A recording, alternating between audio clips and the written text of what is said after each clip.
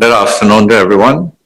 I'd like to welcome everyone present and the viewing and listening public to the 14th meeting of the Joint Select Committee on Land and Physical Infrastructure.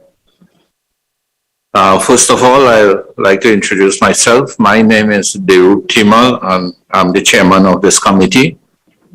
And I'd like to invite members of the committee to please, if you can introduce yourselves. Lisa Morris Julian, member.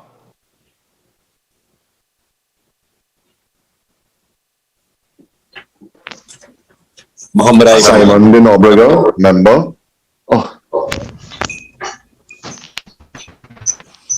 Muhammad Ibrahim, member.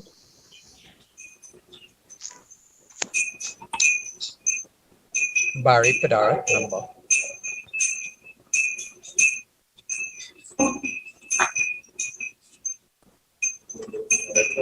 Kennedy Richards, member. Nigel De Freitas, member. Anil Roberts, member.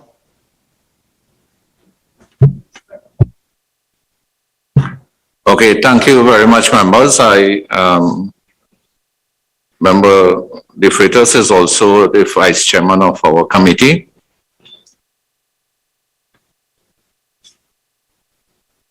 The purpose of this meeting is to commence the committee's second public hearing pursuant to its inquiry into the management of WASA and with specific reference to the 2020 Cabinet Subcommittee report on WASA and related recommendations with officials from the Water and Sewage Authority, WASA, Ministry of Public Utilities, and the Regulated Industry Commission. I'd just like to remind everyone and the public that of our inquiry objectives. And these objectives are fourfold. One, to examine the current state of WASA's administration and operations, to identify the challenges facing the authority in fulfilling its statutory role and functions with specific reference to the 2020 Cabinet Subcommittee's report. Two, to assess the measures required to improve the administration and operations of the authority. And four, to make recommendations to Parliament in relation to improving the administration and operations of the authority. Before I go further, I think in terms of the introduction of members of the committee, not all members introduce themselves, so I would just go back to introduction of members. Member Roberts introduced himself. Oh, sorry, I am being advised that all members did introduce themselves. And I'd like to ask for opening remarks from the chairman of from the Permanent Secretary of the Ministry of Public Utilities, the chairman of WASA, and the chairman of the RIC as we begin our inquiry. And also if the respective persons, team leaders can do the introductions of your team. That would be greatly appreciated. So we start with the Permanent Secretary of Ministry of Public Utilities. Ms. Duke. Good afternoon, Chairman, members, colleagues here at this meeting. We thank you for the opportunity to be here to explore the questions of this inquiry into the management and administration of the Water and Sewage Authority. With me today, I have my Deputy Permanent Secretary, Ms. Arlene Collis, my Manager of Customer Services, Ms. Mauricia Piggott, and also Ms. Danielle Solandi, who is the Director of Legal Services. Thank you. Okay, thank you very much, Ms. Duke. Chairman of WASA.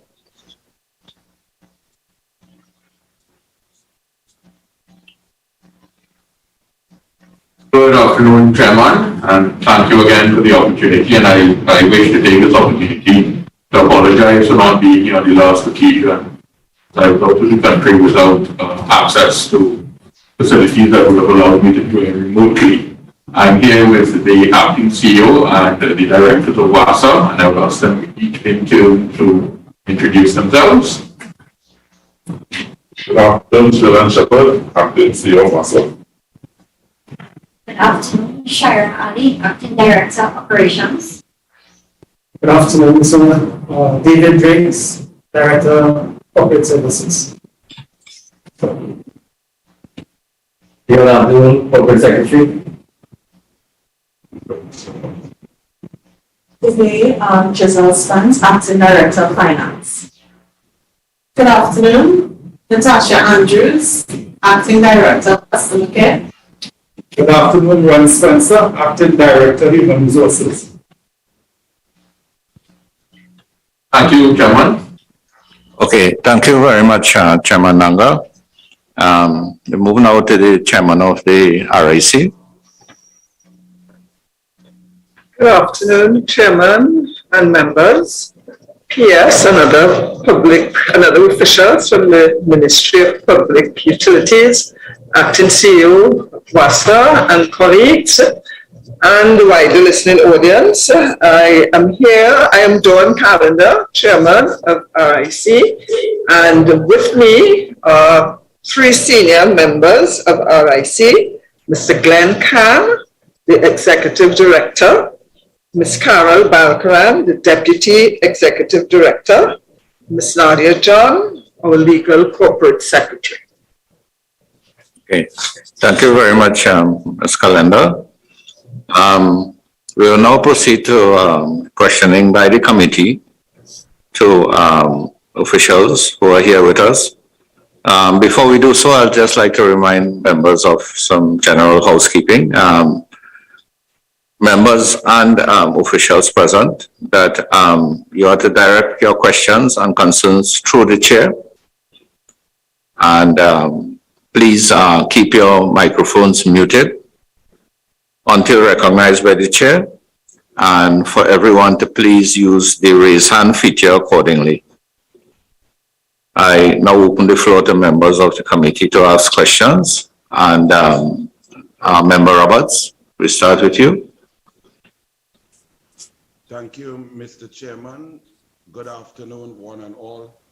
To the acting CEO. Member Roberts, we're not hearing you. We're not hearing you. Check 1, check 2, check 3. Are you hearing me? We're hearing you very faintly. Not. All right. Chairman, I'm not hearing them at all. Okay. Okay, let me try this way. Chairman, are you hearing me? Are you hearing me now? Check 1, check 2, check. Are you hearing me, Chairman? I am hearing you very faint, but some members are not hearing you at all. Are you hearing me now? Check. Thank you. Yeah, we're hearing you. I humbly apologize. That was some Bluetooth technology. We should just stick to pen and paper. Thank you, Mr. Chairman. Good afternoon to one and all. Good afternoon to this acting CEO of WASA, Mr. Shepherd. So you were able to find the contract, the water sale contract between WASA and Desalcott, the government of Trinidad and Tobago and Desalcott of January 19, 2010, were you?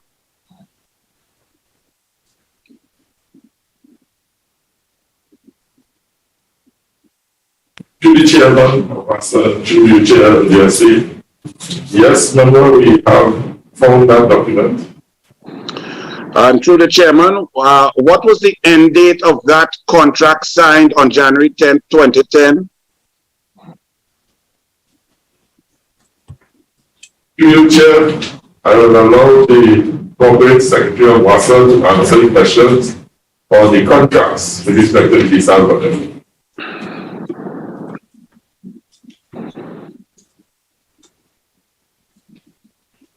Yes, Corporate Secretary, you may proceed. Good afternoon, Chair. I just say that the contract dated 19th of January 2010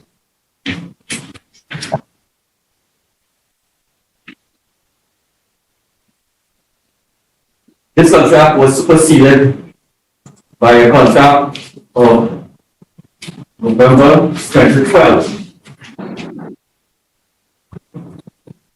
So the period, the duration, the obligations of that 2010 contract came to an end with the signing of the amended water sale agreement in November 2012.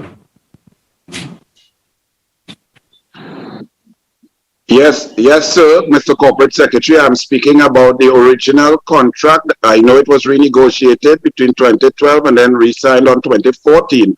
What was the end date of that original contract signed on January 19, 2010, please?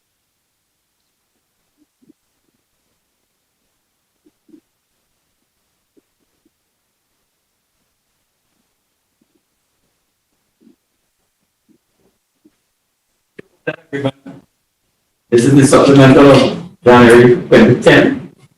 Was for a period of 25 years with the commencement of the delivery of 60 million gallons of water, MIGD, 60 MIGD, 25 years thereafter. Thank you, sir. And was this a take-or-pay contract signed on January 19, 2010? Here, through you, the original contract with Desalination, which we call the water sale agreement, signed on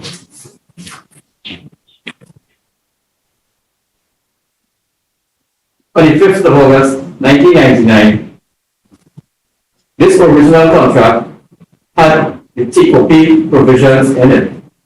The subsequent agreements, which was the supplemental in 2010 and the amended agreement in 2012, would carry on with that provision for the take-or-pay. Thank you, sir. And the original contract in 1999 and then amended 2002 was for 24 million gallons per day, and was the 2010 January 19 contract for 60 million gallons per day?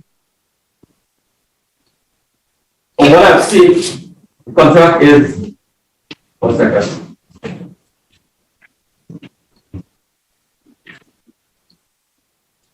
What I've seen, the contract was structured along this basis. One, the production of 40 MIGD within 3 months of signing the agreement, that is April 2010, and thereafter 60 MIGD within a period of December, obtaining its finances and so on, those things being put in order.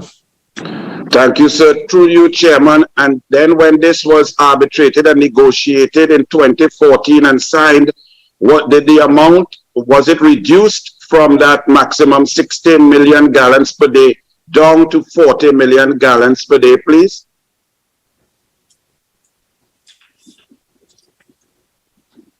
Volume of water contracted for in the amended water sale agreement of November 2012 was for 40 MIGD. Is 40 MIGD less than 60 MIGD, please, sir, through the chairman?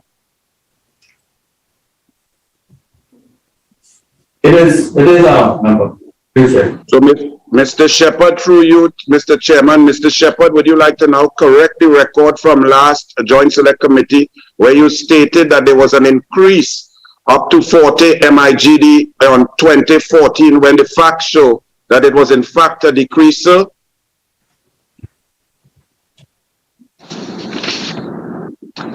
If I can now answer that question on behalf of the authority, that agreement in 2010 never came to fruition, it was never performed. So that the amount of 60 million per day was never performed, it never came into fruition. So that at all times the volumes that were produced was in accordance with the original agreement. Thank you, Mr. Chairman. Well, Mr. Chairman, since you are answering through you, Mr. Chairman, is it not a fact that the contract was signed on January 19, 2010, and it did not come to fruition because the then management of WASA saw it as a maximum amount that was too much for the economy to bear, and they went into arbitration and negotiation with the SALCOT, which then came about with a reduced figure of 40 MIGD per day, so, Mr. Chairman? No, not according to our records. According to our records, Desalcott could not increase their production in accordance with the contract, and that is the reason why it never came to fruition. At that point, both Desalcott and WASA had counterclaims based on the contract. WASA's position was that Desalcott was in breach. Desalcott's position is that they had a valid contract, and it was in those circumstances that there was negotiations culminating in the agreement that was entered into in 2014. What was the breach stated by WASA, please, sir? That within the 3-month period, there was no increase in accordance with the contract. That is to increase to 40 million within the 3 months. And that contract stated increase to 40 million within 3 months, which would have put it to April or May 2010, and then a further increase to 60 MIGD per day. Is that not correct? Over a period of 2 years, yes. Thank you. And then it was negotiated through WASA and Desalcott to settle on 40 MIGD and to remove that maximum of 60 MIGD. Yes, it was. Thank you, sir. Moving quickly, because I promised the chairman that I would not monopolize the time. Chairman or CEO, through you, chairman, the water sale price at Desalcott, can we confirm that it is $1 US per cubic meter and not $1.80 US as stated somewhere else? Yes, that is correct. It is $1 US. And sir, chairman, through you, is it true that 7 Seas, the foreign company which also provides WASA with desalination water, that the actual price that WASA pays to 7 Seas is, as I stated last time, 1.67 US per cubic meter, and up now, that was in 2017, and now it stands at 1.8157 US per cubic meter from 7 Seas per cubic meter. Yes, that is correct. So through you, chairman, and to the chairman, and this is directed to the acting CEO, would you like to correct the record when you previously stated that 7 Seas paid 1.39 US per cubic meter, as this figure does not appear in any of WASA's records at any point in time?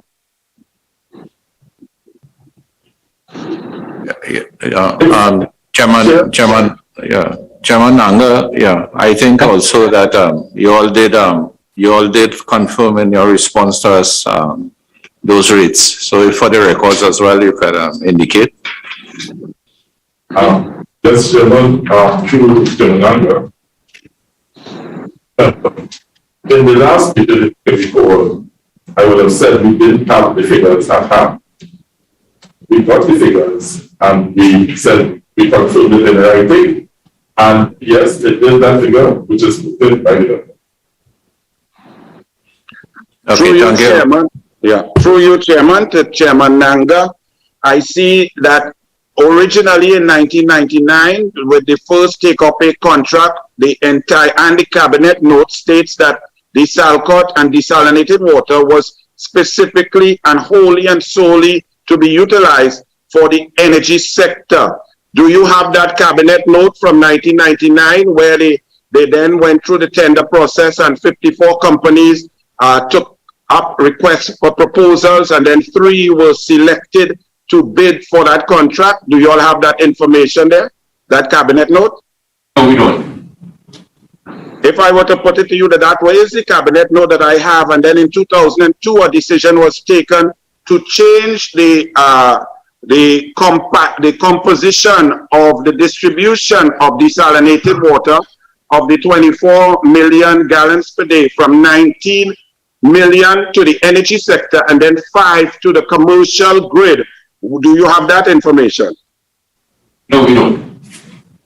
In 2015 to 2021, you provided us, thank you very much for the information, that the energy sector, basically in Point Lisas, several industries, as you stated, ArcelorMittal, Yara Trinidad Limited, Trinidad Methanol 4, and Trinidad Nitrogen all stopped and ceased operations, which put a further stress on WASA because these industries were buying water at a profit.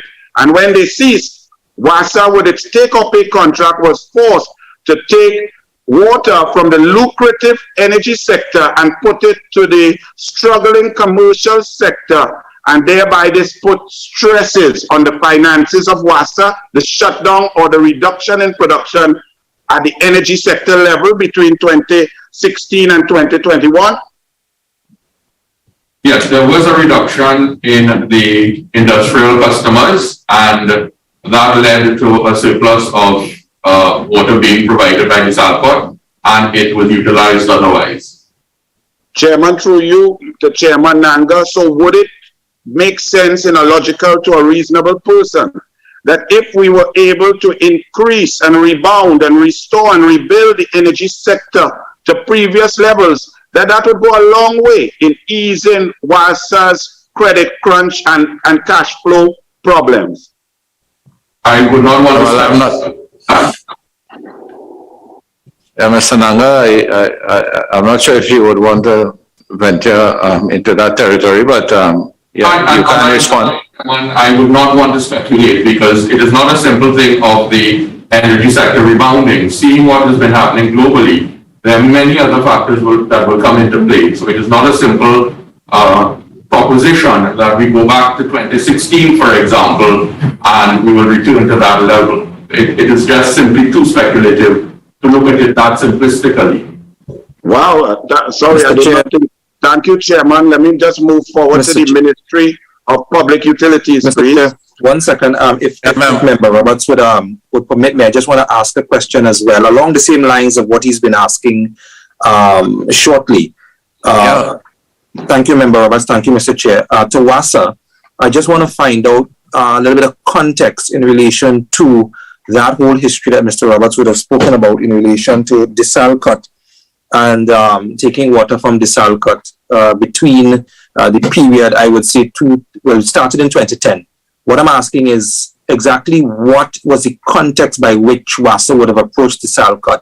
Was there anything occurring countrywide at the point in time in relation to the ability to provide water domestically between, let's say, 2008 and 2012 that would have driven WASA to engage Desalcott? What is the context? Thank you, Vice Chair, and Chair through you. Yes, certainly, Vice Chair. The projections for 2010 was that our reservoirs were expected to go down to nil, a net nil position, given the harsh dry season that we were facing. Faced with that, the government needed to put contingency measures into place. And as a result, a decision was taken to approach Desalcott to ramp up their production in order to mitigate against the drying up resources otherwise. In addition to that, even though Desalcott was also approached, a decision was taken to bring on stream another desalination plant to mitigate against those harsh dry seasons. Hence, the reason why another tender went out, and that eventually led to the contract being granted to 7 Seas. So it was in the context of a very harsh dry season, the projection that our reservoir levels would have gone down to zero or very near to zero. In that context, it was necessary to put mitigating factors in place, in order to ensure that the supply to the public continued. Thank you very much, Mr. Chairman, because that's important, because what I've been hearing so far is that things in terms of the supply of water, when negotiated with Desalcott, would have gone to one particular sector, but obviously, based on prevailing circumstances, that needed to change because you need to mitigate against what could have been an extended drought period, meaning that the production of water coming from WASA itself to be able to reach the citizens would have been next to zero because the reservoirs would have dropped to nil. So I understand now why that contract was initially negotiated with Desalcott to switch from industrial to domestic supply. So tell me something, after that mitigation measure was put in place, the reason for the negotiation in 2014, am I correct in stating that if things didn't go as badly as WASA had originally planned, but mitigated for, obviously because a drought is something serious, then that the renegotiation taking place in 2014 would have been based on the context at the time, which was that the drought didn't happen. So now let's renegotiate with Desalination for the amount of water that is produced, because we don't have to deal with the mitigation measures that were put in 2010. Is that correct in thinking so? That is correct. And even not even going quite to 2014, by the time the agreement to negotiate was entered into in 2012, that would have been the position. Thankfully, supplies would have sort of normalized by that time. And certainly by 2014, that would not have been the context of renegotiating the contract. Okay. And what, just for my and for the public's edification, what would be the reason for extending the contract further? Because if the mitigation measures sort of ended, then the end date for that contract would have been a specific date. But we heard on the last date of the meeting that in 2014, that contract was negotiated downward. We know why now, because the mitigation measures were needed. But what would be the purpose for extending that contract even further than the end date that was originally envisioned? Unfortunately, we would not be able to answer that question as to why the contract would have been extended at that point in time. Okay, thank you, Mr. Chairman. I'm good. Mr. Chair, through you, just on that line, Member Roberts had asked a question to explain and clarify the difference between the two rates between Trinity and Desalination. Seeing that they had already, because of the foresaw a drought occurring and the supplies were low, that a second desalination company had to be sought. We recognize there's a disparity in the US dollar cost for both, and that figure was just clarified through the member I was asking, and it was also submitted in WASA's written submission. My question is simple. I'm curious to know, seeing that there is somewhat of an excess inside the system from the desalination, what is the ratio of consumption or acceptance of water from desalination at the lower rate to the other company, Trinity, that is would be at a higher rate? I just would like to know the composition to understand the economics behind it. Mr. Naga? Just to clarify that question, is it what volumes are taken from desalination as opposed to 7 Cs? Yes, what does it contribute to the entire pool when it is that we are billed for water? What goes into the entire pool from 7 Cs versus desalination, correct? Desalination is roughly 40 million gallons per day. 7 Cs is roughly 5.6 million gallons a day. Thank you very much. Thank So you. you would say that is about 10% or just above 10% of the daily intake? Comparing both? Yes. My math is failing me. Chairman is 20%, right? 10 or 50, 20%. Okay. Can I continue? Yeah. All right. Chairman, to you, Chairman, to the Chairman. Of course. Yes. Barry Padarat, I just wanted to make one comment and ask a question on the same desalination issue before we move on to public utilities, with your permission, and Chairman, please. Yeah. Yes, Member Padarat. Yes. Please go ahead. Chairman, before Member Padarat goes, we're having some difficulty with hearing Member Padarat.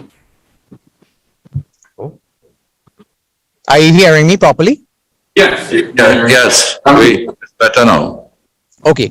Chairman, before I ask my question, I wanted to pick up on a point that was raised by, I believe, Senator De Freitas, and in response, Mr. Nanga at the Water and Storage Authority.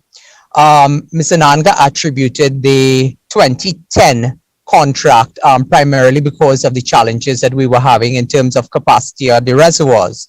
I just wanted to find out from officials of WASA that between 2005 to 2007, then Prime Minister Mr. Manning would have indicated publicly that WASA was, and to quote him, a $27 billion headache.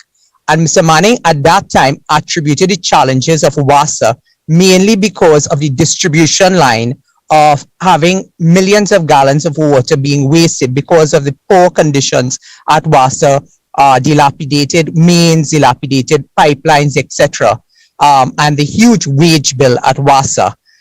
Those were the challenges of $27 billion that Mr. Manning would have said at that time. By the time we got to 2010, and Mr. Nanga indicated it was because of the low capacities at the reservoir. And that is why the contract at 2010 in January would have been negotiated. Would it not also have been a main contributing factor because of the challenges that existed because of the aging infrastructure and the poor distribution in terms of, at that time, Mr. Manning had indicated that 60 to 70% of the water being taken out of the Salcott was being lost in the poor infrastructure. So I believe that that would have contributed significantly to why we would have then had to enter into the contract again into 2010 and provide some of the rationale. But the question that I really wanted to ask officials of WASA is that one of the documents that you supplied to us over the last day or two indicated that you were unable to locate the cabinet note that would have informed the January 19th, 2010 contract. My question is, in light of cabinet providing direction to state enterprises and ministries, a minister would have had to bring a cabinet note to the cabinet for the increase that the Salcott was being proposed to provide to the national population coming out of the industrial grid onto the local grid. My question is, at that time, can WASA indicate who would have been the Minister of Public Utilities or with responsibility for WASA, and who would have been the CEO of WASA that would have enforced the 2010 January 19th contract?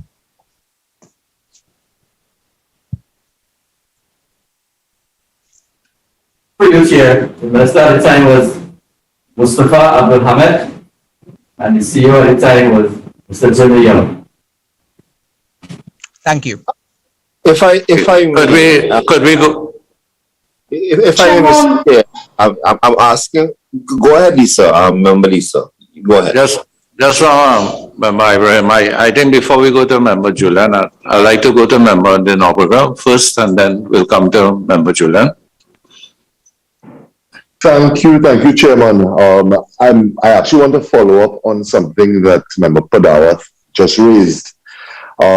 In his discourse, Member Padawath spoke about revenue issues and linked it to water loss through aging infrastructure and whatnot. I want to tell him as an MP, as he is, I know very well the woes of infrastructure issues leading to water loss, which will ultimately, I suppose, must impact on WASA's revenue position. However, does WASA have, does the authority have any data that it can share with us with regards to water loss and its impact on revenue? The different sources of that drain on revenue. So let's say water loss, let's say infrastructure issues, let's say illegal connections, all of these things. How do these things impact on WASA's ability, one, to deliver to the citizens, and two, how do they impact on WASA's revenue position? Okay, Mr. Nanga, before you answer, if I could just also add to what Member Denobrega is asking, because through his question, he has raised the whole issue of non-revenue water. And in the last hearing, with regards to non-revenue water, I think a figure was given of almost 40 to 50%, if I remember correctly, from your acting CEO, Mr. Shepherd.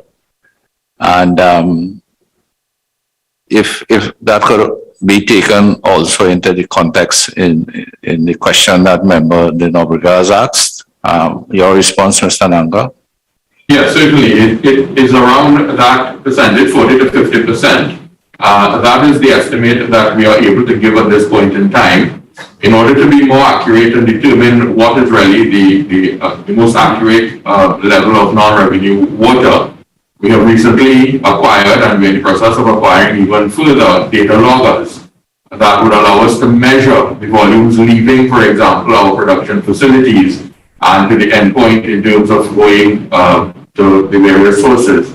So that would allow us to measure to greater accuracy what is the volume of non-revenue water.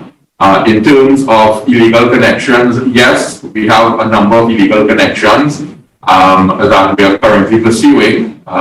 We have developed a team to determine the exact amount of illegal connections, and the appropriate action will be taken. By appropriate action, we do not mean that we are going to disconnect, but we'll be inviting those persons to regularize their position first and foremost.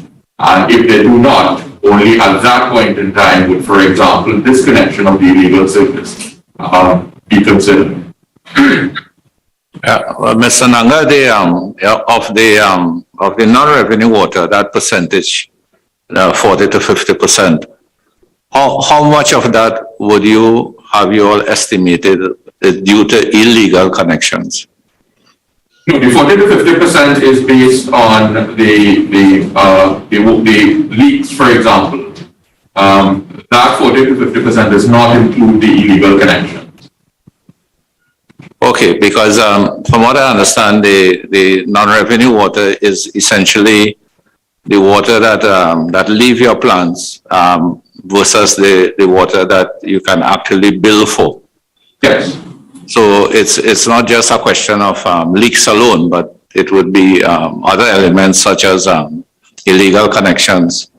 So you are saying that that the non-revenue water could then be more than that, above that 40 to 50% range when we add in, if we add in illegal connections. And that's why we average the 40 to 50%. Okay, are there any other factors that contribute to that non-revenue water other than illegal connections and leaks? Is it that it comes back to your customer database and the accuracy or the accuracy of your customer database? In terms of your level of confidence in your customer database itself, is the authority billing, other than illegal collections, are we billing everyone that receives water from you? We are billing everyone. The other project that we are embarking upon is to ensure that you are the correct level. So for example, persons would have applied for a garden tap, for example, and in order to commence construction, and when construction was completed, they would not be put in the correct tariff rate, and they would continue to be billed at the rate of garden tap. Similarly, we still have a number of Standpipe customers, and of course, currently, I do not think there will be any significant amount of Standpipe customers. So that is another project that we have embarked upon to improve the classification of our customers.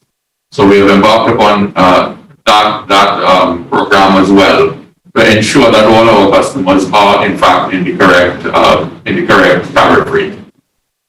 Okay, thank you, Mr. Nanga. Before I go to Member Maurice Julian, as we are on non-revenue water, you did mention about data loggers and the fact that you would be acquiring those data loggers, and that would help in, in terms of confirming, where the leakage is occurring and the major leaks and all of those things. But is your district metered program where you have district metering being done, isn't that also an integral part of the whole non-revenue water exercise? Certainly it is, and we are looking to increase those district metering areas as well. As we move on our drive, we are currently on a drive to include the use of technology as well.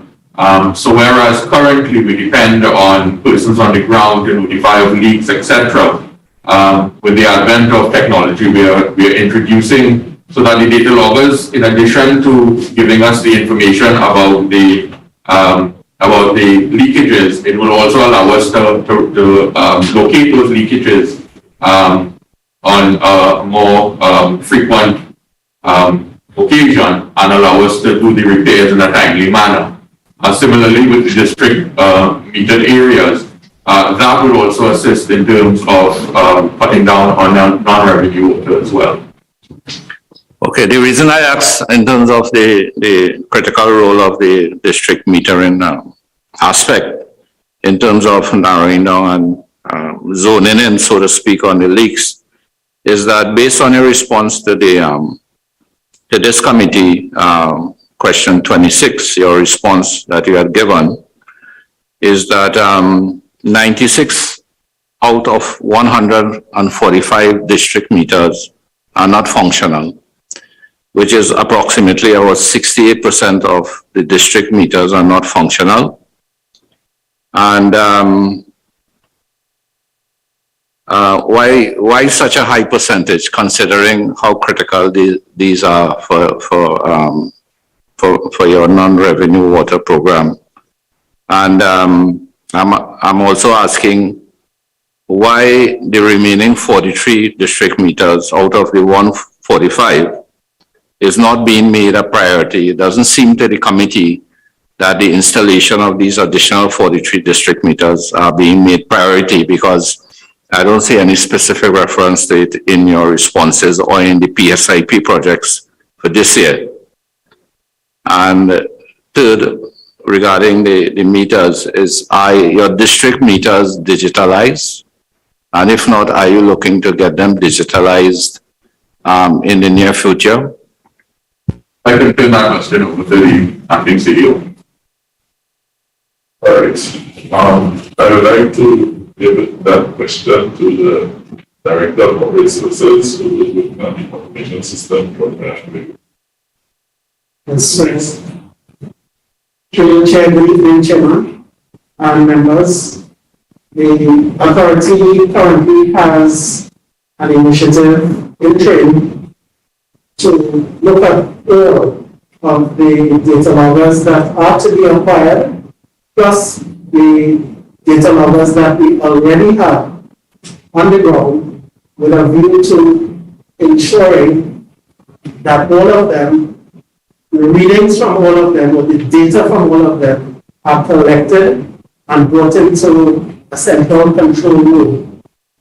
That project is live as we speak, and we anticipate over the next 4 to 6 months that this project will yield the results that we are actually seeking.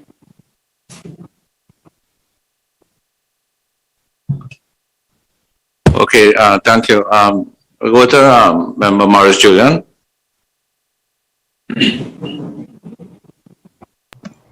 Thank you very much, Chairman. Chairman, first of all, I sometimes feel at great disadvantage when I hear members referring to information that I do not have, that I'm not aware of, and I would really appreciate that any information be shared beforehand.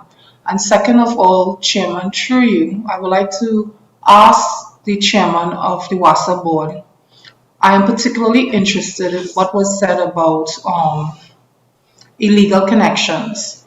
In the scenario where you have private squatting, meaning persons who squat on private lands, I've noticed in particular areas in my constituency that I would see these small blue WASA lines running.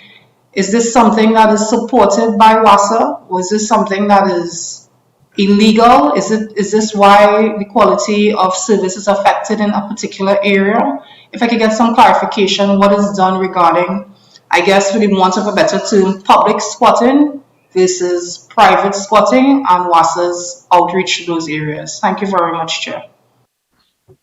Kevin, from you, no, that is not part of WASA's operations. However, there may be employees who would enter into certain arrangements without the authorization of WASA. that is being actively looked into, and that would be part of our program to look into this whole issue of illegal water connections. If in so doing, we discover that they have, for want of a better term, the blue line as you refer to it, an investigation will in fact be launched to find out how they acquired that if they are not a legitimate customer. So that, yes, that is part. If you see those blue lines in a squatting area, for example, it would not have been done through the proper channels at the Water and Sewerage Authority. But that does not mean to say that persons may have very well entered into private arrangements. Through you, Chairman, thank you very much, Mr. Chairman, but I think what I want a little further detail of, if, for example, I am in Karapo, and Karapo stops with government state lands at a certain point, and after that it is private estate, and it continues, will it affect the quality of supply in the Karapo district because of these illegal connections? And also I've discovered along the way that you would see direct, is it pumps on the WASA lines sucking out water and it's not reaching the paying customers? If I could get some clarity regarding that, is this something that WASA is aware of? Is this something that is being dealt with? What is the protocol? Thank you very much. All right. I would ask the CEO concerning the pumps on WASA's lines. But yes, certainly if you have illegal connections lower down, so let us say, for example, you have a number of illegal connections lower down, more so in areas that are on schedule. When the scheduled service is turned on, it will take some time for the entire system to be charged. And the greater the connections on that system, the longer it is going to take for the outer limits of that section to receive water. So if it is you have a large number of illegal connections coming up, you may very well have legitimate customers towards the end of that system being affected. In terms of the pumps being on the line, I would turn that question over to the CEO. I will ask the Director of Operations to answer that question. Through Chair, any instance where we have pumps or illegal pumps on the distribution network will indeed impact on the supply to customers, and definitely those customers that are after, they will see a reduction in their pressures and definitely will not be able to achieve that full level of service. So it does impact the distribution network significantly in a negative way. May I just ask, Chairman, one final follow-up question on this particular vein? Is it possible that the committee, it could be written, obviously I'll expect it to be written, the areas that, for the want of the better, squatting seems like such a negative word to use, but persons who are squatting those areas that have legal WASA connections, right? If it's possible that we know, because we know at some point it did happen, because we see it, we walk our areas, we see our districts, we see it happening everywhere. And I would, as an MP, I for one would like to know, so I can inform persons who are complaining about WASA and the quality of service, that sometimes there are other factors like illegal connections, etc., affecting the quality of the supply. Thank you very much. Thank you, Chairman. Thank you, Maurice Julian. I'll go to Member Ibrahim, and then afterwards we'll go to Member Roberts. Many thanks. I'm really pleased to hear that WASA is looking towards acquiring data loggers and also getting the consumption output and input as accurate as possible. But I mean, in any business, if you were to lose 40 to 50% of anything, that is a massive loss. And what the CEO of WASA said just now about moving forward to get the the illegal connections rationalized and rectified. I wanted to find out because, I mean, the last member who spoke about squatting, private squatting, public squatting, and also on lands that have connections. How flexible is WASA in moving forward in getting these persons regularized? For example, normally you would have to have a connection, a lease, you would have to have ownership. Are we finding creative ways to get around this? And this is what I'm asking: how creative and how flexible is WASA in capturing this amount of illegal connections to gain income from it and to start collecting? All right, we're in the process of updating our customer cadastre. That is a project that we have formulated and it is ongoing. In addition to that, we have recently appointed a new services connection committee that is looking into this entire connection of new customers, so that they will work in conjunction with each other in terms of facilitating. As I indicated before, it is not that we are going to simply disconnect all these illegal connections, as clearly if these persons had connections, illegal connections for a number of years, they would need the water. So as a quarter first call, we would attempt to regularize them. And of course, depending on the legal requirements, you must, for example, have proper title to the land. If it is you are able to show proper title, for example, a certificate of comfort or something along those lines, then yes, certainly we would be asking of, for example, our line ministry assistance from the relevant ministry, the relevant departments to attempt to regularize these persons so that their water supply can be regularized. In the event that that is not possible, unfortunately, those persons would have to be disconnected. So, for example, you may have persons squatting on private lands, and if it is they can't get, let us say they started squatting 10 years ago, so they would not have obtained, they would not have extinguished the owner's title. In a case like that, it's really out of our hands unless they can get to the owner and get a license, for example. In a case like that, it would be out of our hands. If, for example, they're squatting on state lands, that is something that we may have, we may be able to get assistance from a system ministry, for example, to regularize those persons. So it will all depend. And of course, yes, we will adopt a very flexible approach in dealing with this, with these illegal connections. Yeah. Have you come across commercial connections that are illegal in this entire exercise? Just curious to know. No, the exercise has now started, and if I can just ask the CEO to confirm whether we are aware of illegal commercial connections. Yes, Chair,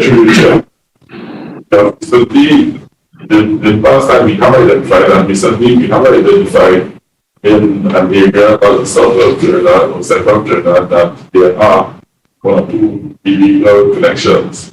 We stopped one in process, and there are 1 or 2 others that we know. Okay, thank you. Member Roberts, if I come to you, I just have a follow-up question on non-revenue water before we move off that area of questioning. Mr. Nanga, in terms of the WASA's overall production, in terms of million gallons per day, and in terms of 40 to 50% leaking out from that, I think we can get probably an estimate of how much water is being lost through leakage. And then if you can indicate to us an average cost of production of water, so that the committee can have an understanding of how much money is being lost by the authority through leakage on a daily basis. All right, before I turn that question over to the CEO, what I would want to indicate is that 40 to 50% would have been historic. I believe it was in November of 2021 or December of 2021, we embarked on an aggressive leak repair program that is continuing, and that is continuing. It is hoped within the next 3 months that the leakage will be down to zero, and we will simply, from that point moving forward, we would only be dealing with new leaks. So in terms of backlog leaks, we are hoping that with this advent of the leak repair program, that the leakage will be, the backlog of leaks will go down to zero. And from that point moving forward, we would only move on to repairing new leaks coming onto the system, so that although we are using this 40 to 50% figure, that would be based on historic value. And I would like to hope that, given the advent of the leak repair program that kicked off in November, that 40 to 50% figure would have now been reduced. But in terms of the figures, the production figures and the value, I would turn that question over to the CEO. Chair. We have that figures as present right now. Should we follow that view in writing? Exactly. The exact figure. We don't want to speculate or estimate. Should we follow the figures due in writing? Yeah, Mr. Shepherd, I'm sorry, but I was not hearing you clearly. Could you just repeat?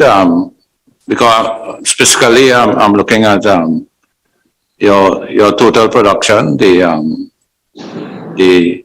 estimated loss in terms of probably the 1 million gallons a day, your production cost, and what is I know it wouldn't be very exact figures, but what approximately, the loss to the authority in terms of dollars through the leakage in the system. So what we estimate our losses an average of 90 IMGP.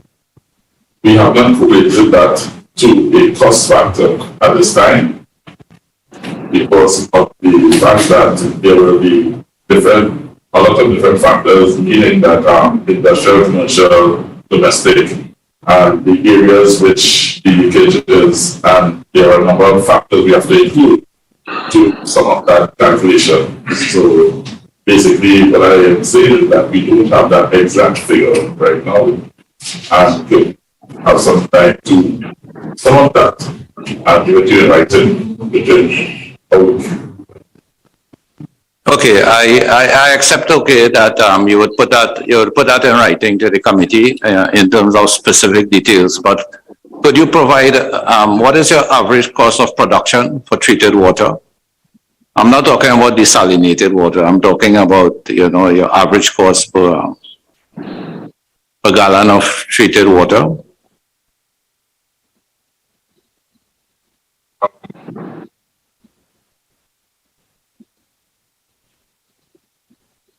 Okay, we don't have the latest figure because of the fact that rising costs in chemicals and other aspects of it. But the last calculation we had, which was in 2018, was at 43 cents per gallon.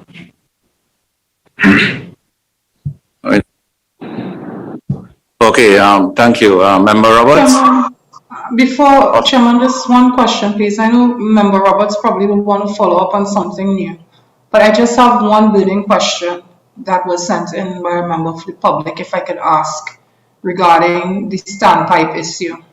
Chairman, quite recently, I had a meeting with residents in a particular community by me, and a young woman, 40 years of age, said she was raped at 16 because of she left 3 o'clock in the morning to go to a Standpipe, and it was at least 5 miles away from her particular place that she was living at. I have this simple question: how do you determine when and where standpipes, how are they assigned, and basically what is the ratio you would use to say that this particular area needs a standpipe or not? And the resident asked me to bring it up because even though it has been quite some time, she fears for other little girls, and I would just like some clarity so I can share. Thank you, Chairman. If I can ask the CEO to respond to that. Okay, through you, Chair, the number. Most of the time when a standpipe is located is at the end of our distribution system. We have most of the standpipes in the areas which have their effective supply. But I'd like to ask the Director of Operations to elaborate on that. Through you, Chair, in instances where at the end of the network, the levels of service are low, the proposal would be to install this standpipe so that customers could receive some volume of water. However, in areas where we have increased and continue to increase through our improvement works and a number of projects that we have embarked on in communities to improve the level of service, right? These areas, these standpipes, where they are no longer needed, where we can bring supply to customers more easily, that will be the preferred practice and the preferred option. So there are some standpipes that still exist in several communities, and these areas different works are being proposed to improve the level of service again over the next short to medium. So as it stands now, the introduction or the installation of standpipes will be at communities that are at this time still at a low level of service until we complete the necessary upgrade and improvement works to improve the level of service. Thank you. Thank you. Thank you, Chairman. Okay, Member Roberts. Thank you, Chairman. Through you, Chairman, to Chairman Nanga. Unfortunately, you were unable to make the meeting 2 weeks ago, but this committee heard that we have 3,160 active leaks that we can see and determine, and that there was no way to extrapolate the number of leaks that cannot be seen on the surface. So please correct the record, because you just said that the numbers of leaks and the 50% is a historic number and so on. But we got an answer 2 weeks ago of 3,160 active leaks presently.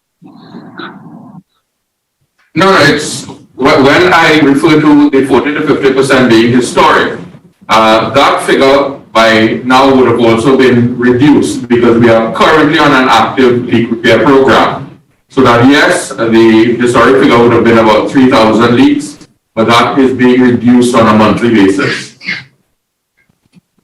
Yes, sir, but it wasn't a month. It's 2 weeks ago. We heard 3,160 leaks. I just measured one leak in Diego Martin, and thank you to WASA the next day for shutting it off, where the trucks fill up near opposite Super Farm. But if 2 weeks ago there were 3,160 leaks, and if back in 2017 on the Hansard at the Joint Select Committee, there were 2,800 leaks, and WASA was producing 7.3 billion gallons of water per month, but 4.1 billion gallons was being wasted through 2,800 leaks. If we extrapolate 3,160 leaks as of 2 weeks ago, it is the same 50% that is being lost, and it's not historical, sir. When I refer to the historical figures, I'm making reference to the fact that since November last year, we have embarked upon a leak repair program.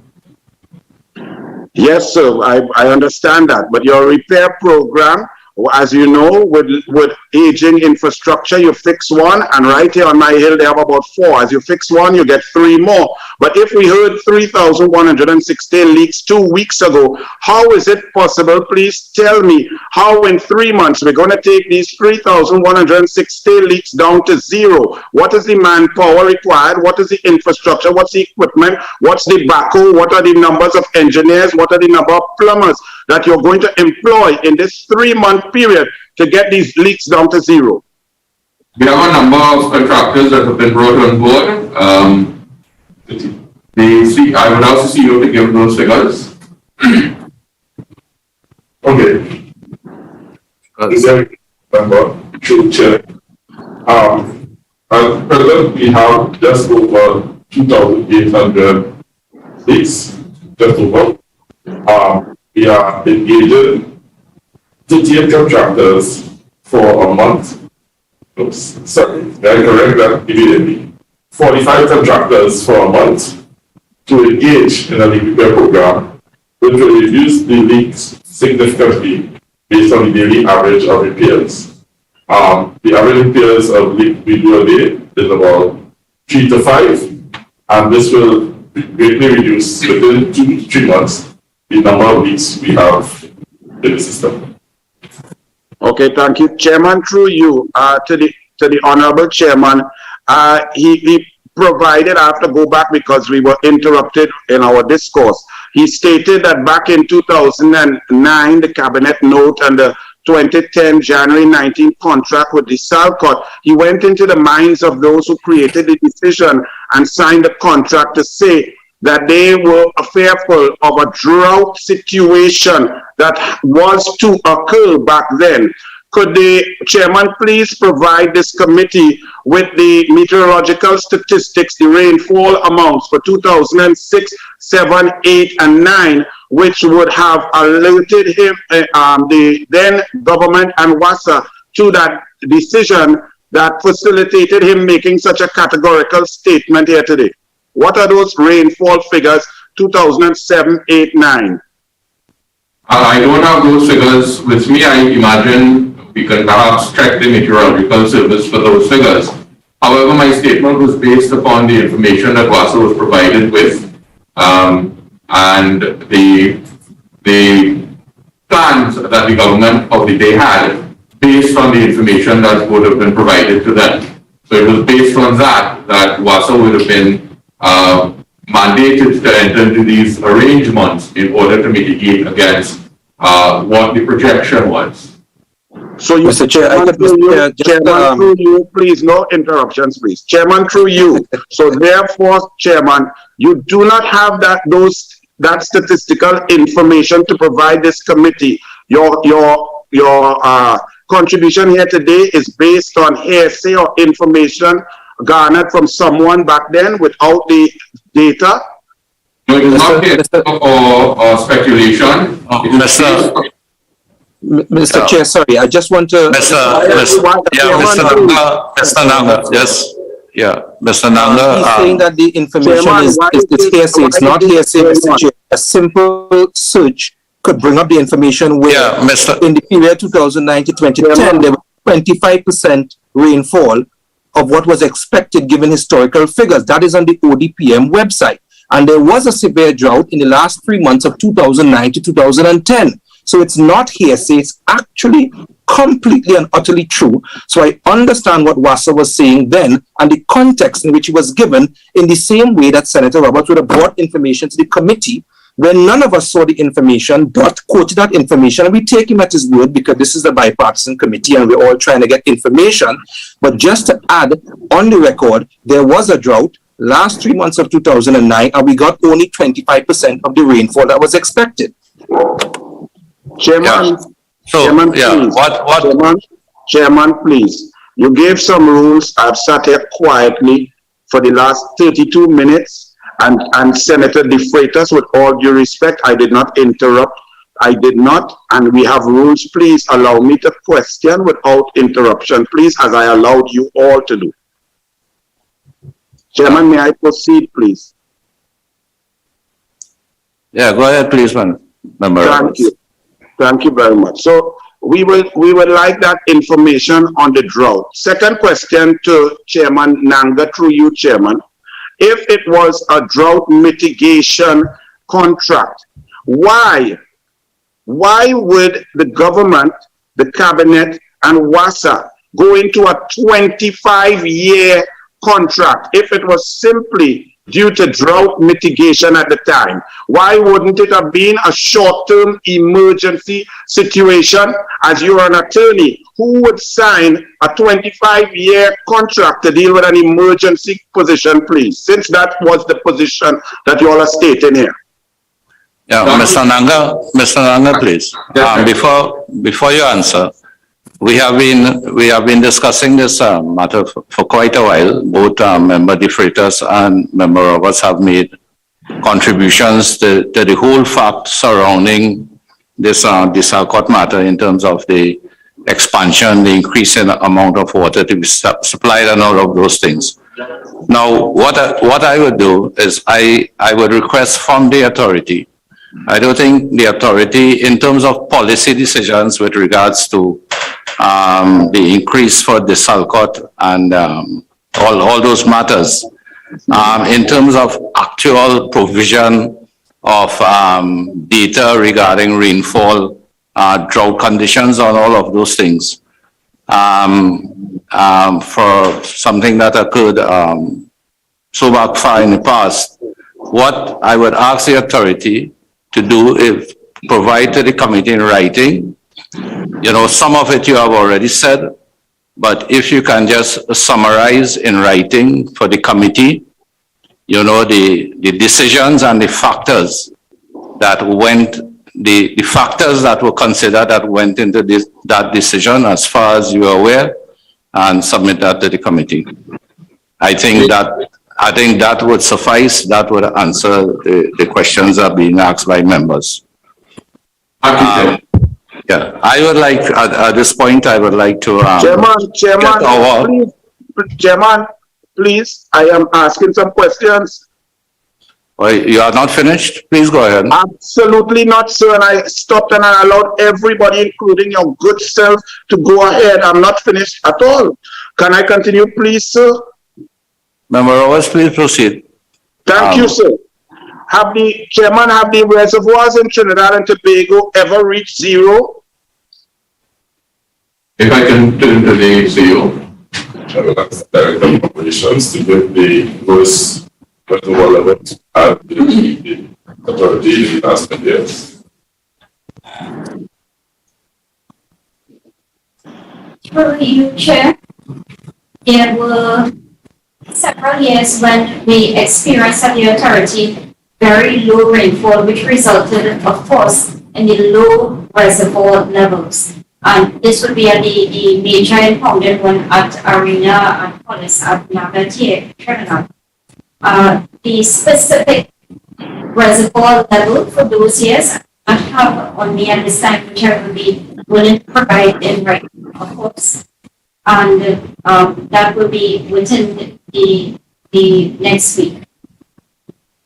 Thank you. Chairman, to the Permanent Secretary of the Ministry of Public Utilities, through your written presentation, ma'am, we saw that Alcott pays 5.2 million TT dollars per month for electricity, whereas 7 Seas, the foreign company, does not pay 1 cent for electricity to the government of Trinidad and Tobago, up to a maximum level of 3.83 kilowatts per hour.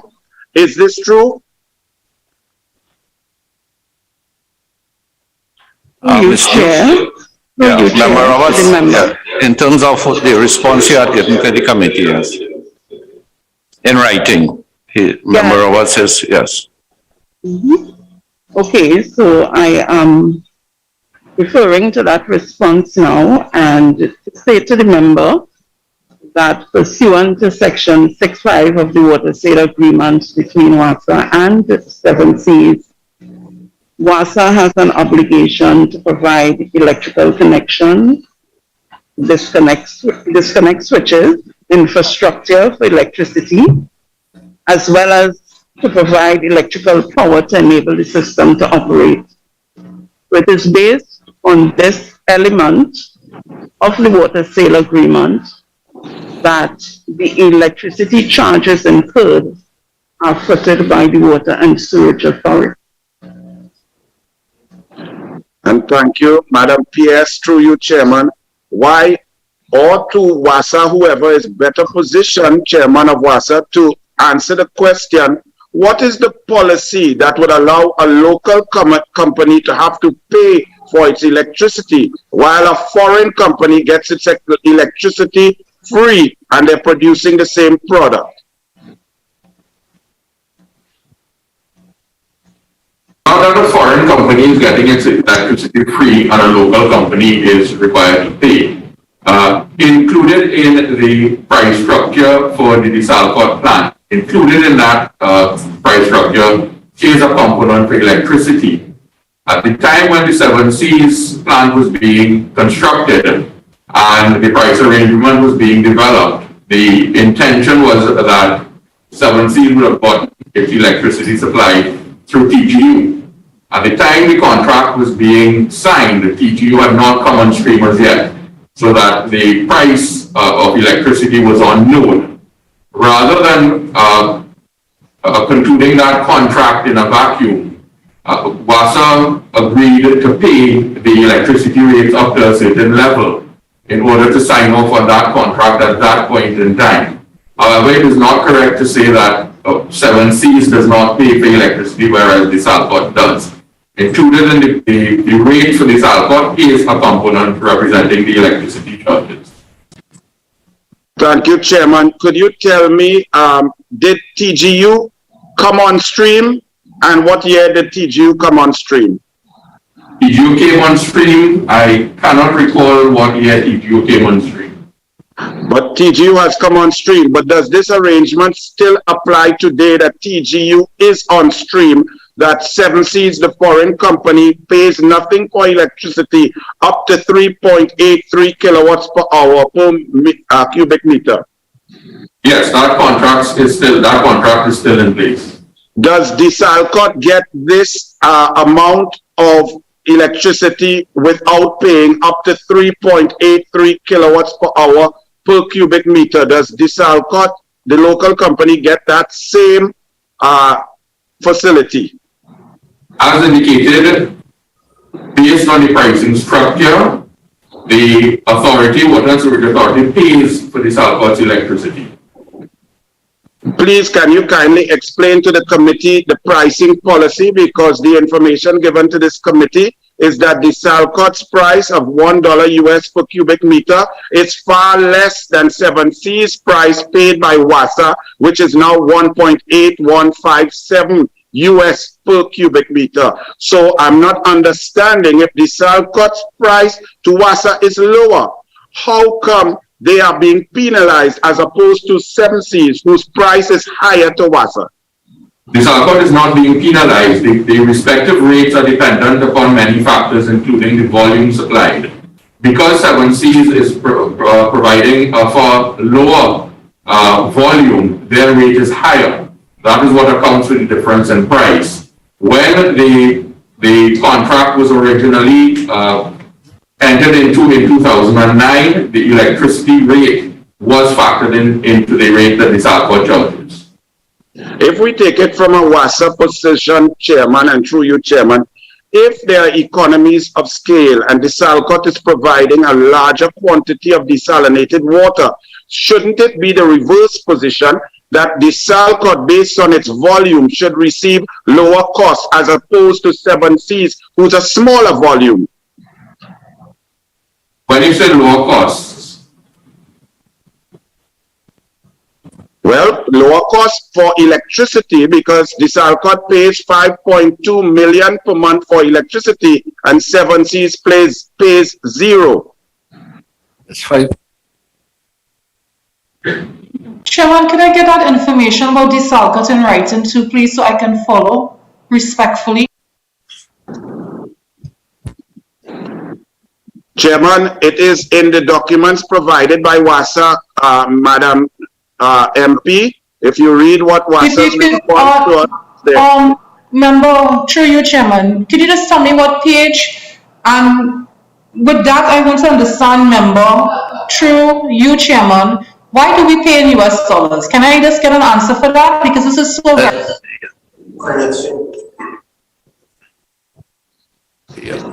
Member Julian, if Member Morris Julian, if I get you clear, you wanted to get the reference for the Yes, sir, because I'm the following response on, of WASA? yes, I'm trying to find what page. So I Yeah, can it's just on. follow.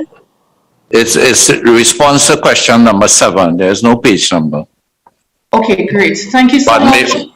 yeah, Mr. Nanga, could you please respond to Member Roberts? This last question.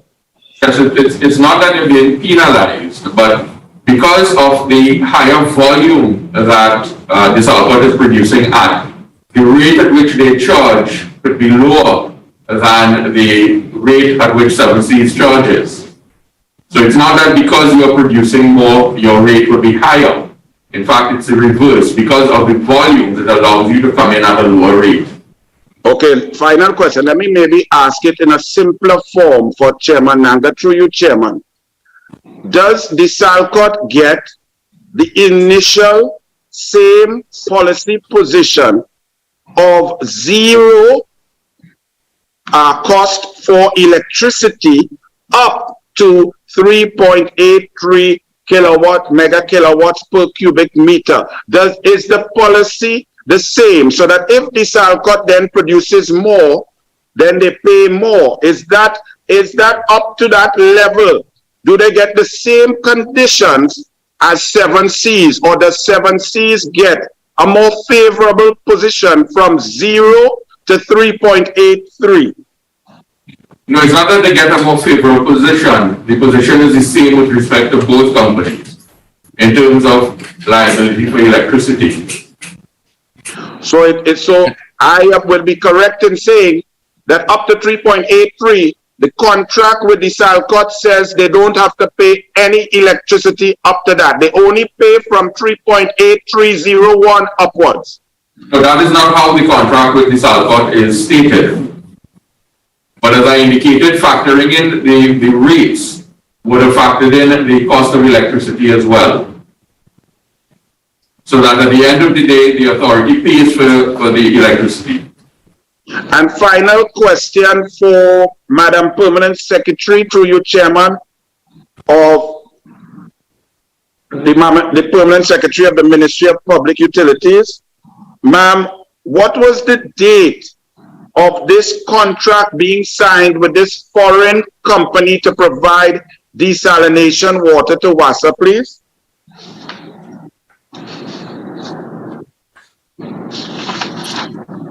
Ms. Duke? And it was in 2010, but I'll have to locate the exact date.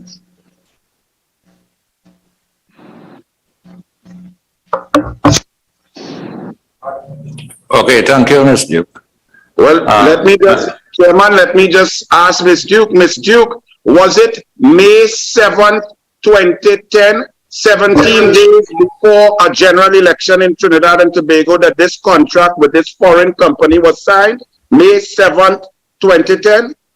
Member Roberts, I mean, what relation it has to do with the general election? When the contract was signed, sir, I don't know. Yeah, well, I'm talking about your comment about the general elections. Oh, well, let's stick to the let's stick to the facts. There was an election on the 24th of May. That's a fact. I'm not understanding what you're interpreting. I'm just asking if it was 17 days before general election. That's all I asked, Jim. Ms. Duke, do you have the, could you confirm the exact date, or would you? Yes, Chairman, I can confirm that the date was May 7th, 2010. Okay, thank you. Thank you, Chairman. Yeah. God bless. Member Denobrego? Thank you, Chairman. Chairman, one simple question. It was raised by Member Roberts that we obviously have these two desalination companies, one being local and one being foreign, as he has drilled into members present. We have been talking about the financial arrangements between them, and I do not want it lost. The member Julian asked a very pertinent question with regards to the financial arrangements, the contractual arrangements. Why are we paying a local company, as Member Roberts has been so driven to explain to us, in US dollars and paying this foreign company that is producing a fraction of what the local company is producing in TT dollars. Mr. Nanga? Sorry, that would have been based upon the manner in which the respective contracts were negotiated. So that whatever the contracts provided for, that would be the currency of payment. So that the Desalination contract was in US, hence it's being paid in US. Chairman, let me just for clarification, both are in US, Chairman, none are in TT. Please ask Chairman Nanga to clarify, because one is $1 US per cubic meter and the other one is 1.81 US. There's no one being named in TT dollars. I'm not sure what member the Nobrega was listening to. 17 accepts 20% of their rate in TT dollars. Okay, thank you, Member Nanga, for that clarification. Yeah, Member Nobrega, you have any further question? No, Chairman, I just wanted to get clarification as to how the organizations were being paid. Okay, thank you. I'd just like to get some of our other officials from the different organizations involved in our hearing here today. And I'd like to go to the Regulated Industries Commission and to ask the whole aspect of quality of services standards order, or QSS as is summarized, and that normally this is sent to the Ministry of Public Utilities for gazetting. And in the response to the committee, the RIC, you all indicated that a draft quality of service standards QSS order was submitted to the Ministry of Public Utilities under cover of correspondence dated February 12th, 2021 for publication in the Gazette. But this was not done, and the RIC continues to follow up with the Ministry of Public Utilities in this regard. Ms. Calendar, would you like to just elaborate on that, please? Yes, so we submitted the QSS for WASA in 2021, I think it was early 2021. Subsequently, we have not received anything in writing from the ministry. However, we were told that there would be need for more clarifications. We have provided, again, some further clarifications, and we await to see whether those clarifications would satisfy whatever the discrepancy or the concerns were, but we haven't really received anything in writing to date. Okay, Ms. Duke, would you like to comment? Chairman, that draft is receiving the active consideration of the minister before being taken to the cabinet. So it's under active consideration now. Okay, thank you. Because the QSS is an identified regulatory tool that the RIC uses, which actually attract penalties for non-compliance. Could you just brief the committee in terms of, is there a history of non-compliance that has been applied with regards to the authority by the RIC? So we've never actually completed a QSS for WASA, despite several drafts being done and several drafts being put forward. My understanding is that there's always been further clarifications required, and the QSS, in fact, never being fully approved and gazetted. Okay, so there's no QSS standard that has ever been applied with regards to WASA? So, no, Chairman, And let me ask our executive director, who has a far longer history in the organization and may know a bit more about the QSS in detail, to give further information on this, please. Edie, can you respond? Yeah, thank you. Thank you, Chairman. Yes, Chairman and members, this issue goes back to the 2008 is when the first draft was discussed with WASA, and at the time, Penelope Beckers was the Minister of Public Utilities. And the team from WASA was assembled, one from the RIC, and we met on several occasions to sort of determine the time frame within which WASA could meet some of the standards, because they couldn't meet them immediately and they wanted time, additional time in order to do so. But that draft from 2008 never actually went to the ministry for publication in the Gazette. And subsequently, a revised draft was put forward, and that again never went forward for publication. The last draft, however, went to the ministry in February 2021. And that is the one which is outstanding in terms of publication in the Gazette. Until that is done, the RIC will have no authority to request information from WASA on any compliance. So compliance comes after the Gazette, the standards have been gazetted. It is only then that they can be implemented, and only when breached after gazetting could customers get relief in terms of rebate for poor service. Okay, thank you, Mr. Khan. But how critical is this QSS in terms of, and what role does it play in your assessment for an increase in tariff? Well, in the modern regulatory sphere, where we have something called incentive regulation, QSS are really an essential element of that, and it should be in place prior to the any review, because it's a component of the form of regulation. So I would say it is very critical, and therefore all urgency should be given towards ensuring that they're in place, because customers would be very unhappy if they had to pay increased rates and their service levels would not improve.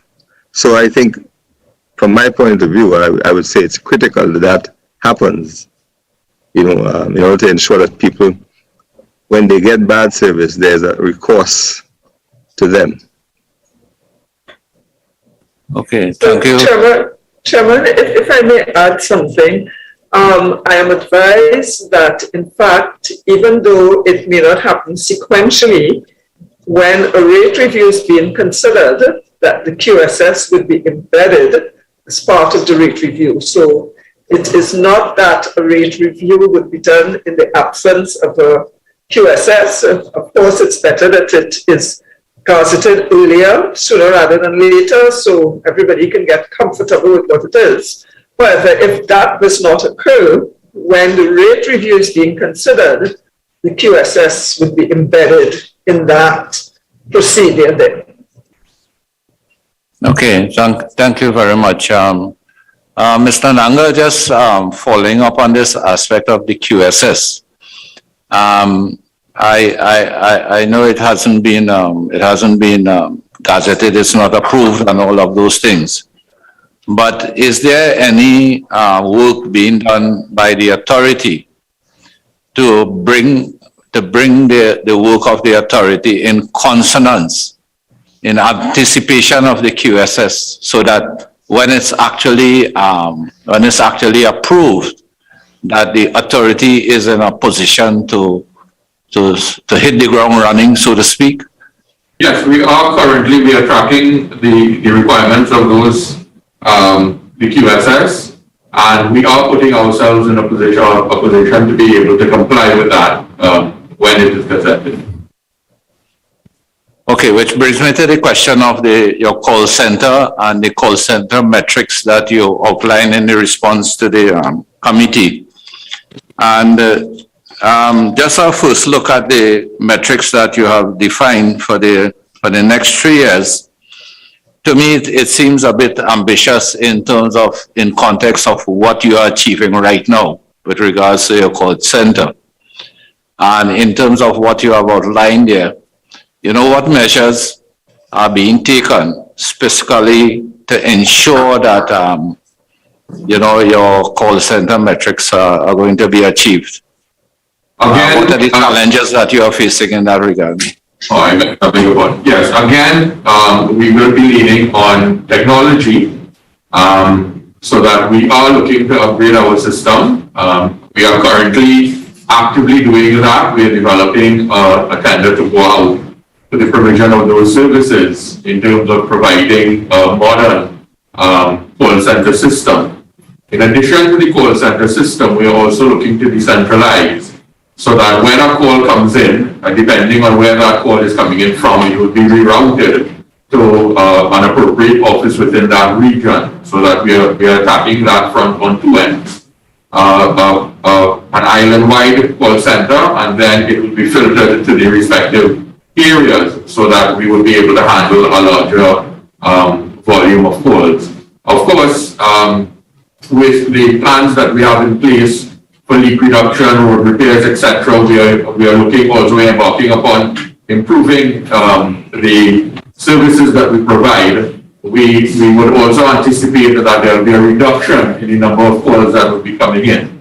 In addition to the call center, we are also actively pursuing at this point in time an app that can be utilized to achieve much of what would be used via the call center, so that instead of having to use the call center, utilize the call center, customers can now use this app once it's rolled out. So in conjunction with decentralizing, upgrading our call center system, we're also looking to implement this app that would decrease the burden on a call center as well.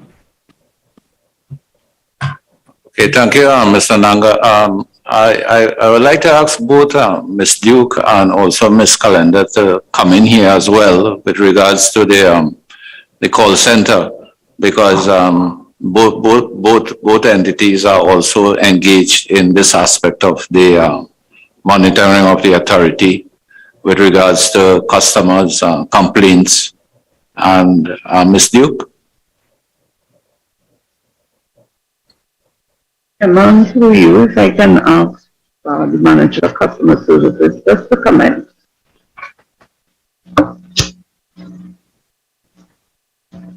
Good afternoon.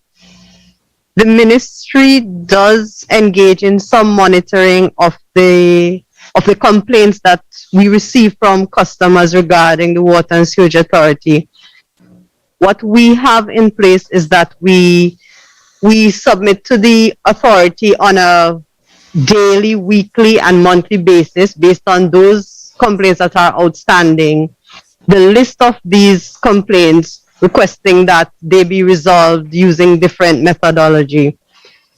Where there are instances of long outstanding complaints, and of course we do get complaints regarding the call center, included in those complaints, we ask for particular actions to be taken. So there is some amount of monitoring that is being undertaken by the ministry, yes. Okay, Ms. Calendar? Yes, so Chairman, I would also defer my question or delegate my question to my Executive Director. I know that there are a number of areas that we monitor WASA's call center operations on, and that there is definitely room for improvement, but let me ask him to give a little bit more detail in this regard. Thank you, Chairman, and Chairman of the committee and members. We recently published for public comment, Chairman, principles that deal with call center metrics, and these are out for comment, and the comments are due by the 12th of April. So that document was published on our website, sent to all stakeholders, including the ministry, and WASA has the document as well that they are going to have to send comments. At the conclusion of that period of the 12th of April, we'll then finalize the document, and that would be the official position in terms of reporting and monitoring on our customer issues at WASA. Okay, thank you very much. Mr. Nanga, Member Roberts, I'll come to you in a little while. I'll just pose this question to Mr. Nanga. Mr. Nanga, there was a 341 million reduction in allocation to WASA in this year's budget. And from the response of the authority, you indicated, you have indicated in your response 2 major areas in which you would undertake to meet this deficit, to offset this deficit. One is you indicated that a reduction in contract labor by almost 50%, and 2, a reduction in road restoration costs by almost 50% as well. Would you, with such reductions, would you want to advise the committee on the impacts of such reductions, particularly on the road restoration aspect, and as well as with such a reduction in contract labor, the impact on the authority in terms of having the human resource to carry out its functions? Yes, if I could address, I would refer that to the CEO. That's the Director of Operations to Chair to answer that question. Through you, Chair, the road restoration for FY 2022 was reduced by 10% allocation. And this, in terms of the impact, right, to the available resources meaning that we internally will use aggregate equipment and the necessary labor force to conduct the road restoration activity.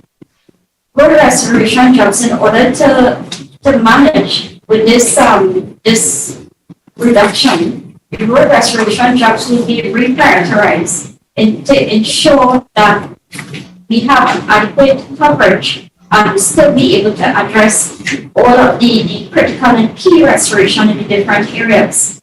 We have also been engaging in expanding the road restoration capacity to include some contracted labor, so that they would be able, in conjunction with the internal resources, to double capacity so that we will have more coverage in many of the communities, so that we will still be able to do that road restoration and those jobs that are urgently required. We have also been engaging and forging relationships with the Ministry of Works and the various regional corporations. And we have been working very closely with these other stakeholders in terms of addressing road restoration issues where they are prevalent.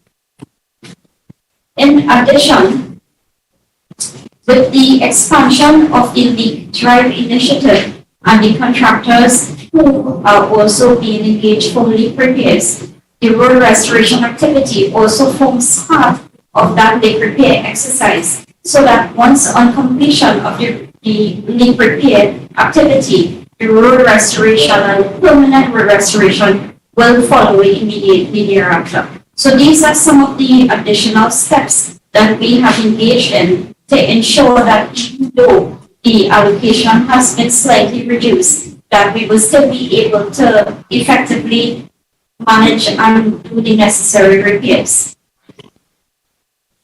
And further to that, there is a specific allocation within the budget. This year, $16 million specifically geared towards road restoration, which we are currently using as part of that project. Chairman Nanga, it raises the whole question of also the standard of your road restoration works. And this has come up before in the past in terms of, and the general the general approach taken by the authority and the reality that is on the ground with WASA's road restoration project and the quality of road restoration works that is being done by the authority. In terms of adherence to specifications, does the authority have clear specifications for your road repairs, particularly with regard to the different types of roads, your highways, then the secondary roads, and then minor roads, and specifications developed accordingly for the type of pavement structure that has to be reinstated when the road is dug up? Because, and two, is what is the level of supervision by WASA that is put in place to ensure that roads are restored in a proper manner in keeping with those specifications, and certification of those restored roads prior to payment to contractors? Certainly, and when this board came in, we did not have that aspect. We are now in the process of providing an SOP to the contractors that are coming on board. In addition, in terms of our own internal crews, we are introducing the quality element, so that before invoices are approved for payment, those projects must be inspected. There will be a quality control component introduced in contracts that are now being provided for road restoration. Further, internally, we would have supervisors on the field to ensure that the repairs are carried out effectively. Internally, if that is not done, we will embark upon a training program if we think there is need for such. And even after that, if persons are still not performing, corrective action will be taken. And if they are still not performing to the level that we require, disciplinary action will be pursued. In order to mitigate against this issue that has been raised, we are carefully looking at the contractors that we will be engaging and ensure that they have the proper expertise in order to do a good job. And it will be, we have taken the decision at the level of the board to include in the contracts, the respective contracts, that there will be this quality control element. And we must be 100% satisfied of the job that was done before the invoices will be processed for payment. If we find that it is lacking in any way, the contractor will be asked to take remedial action so that we can ensure that the repairs are done at a satisfactory level.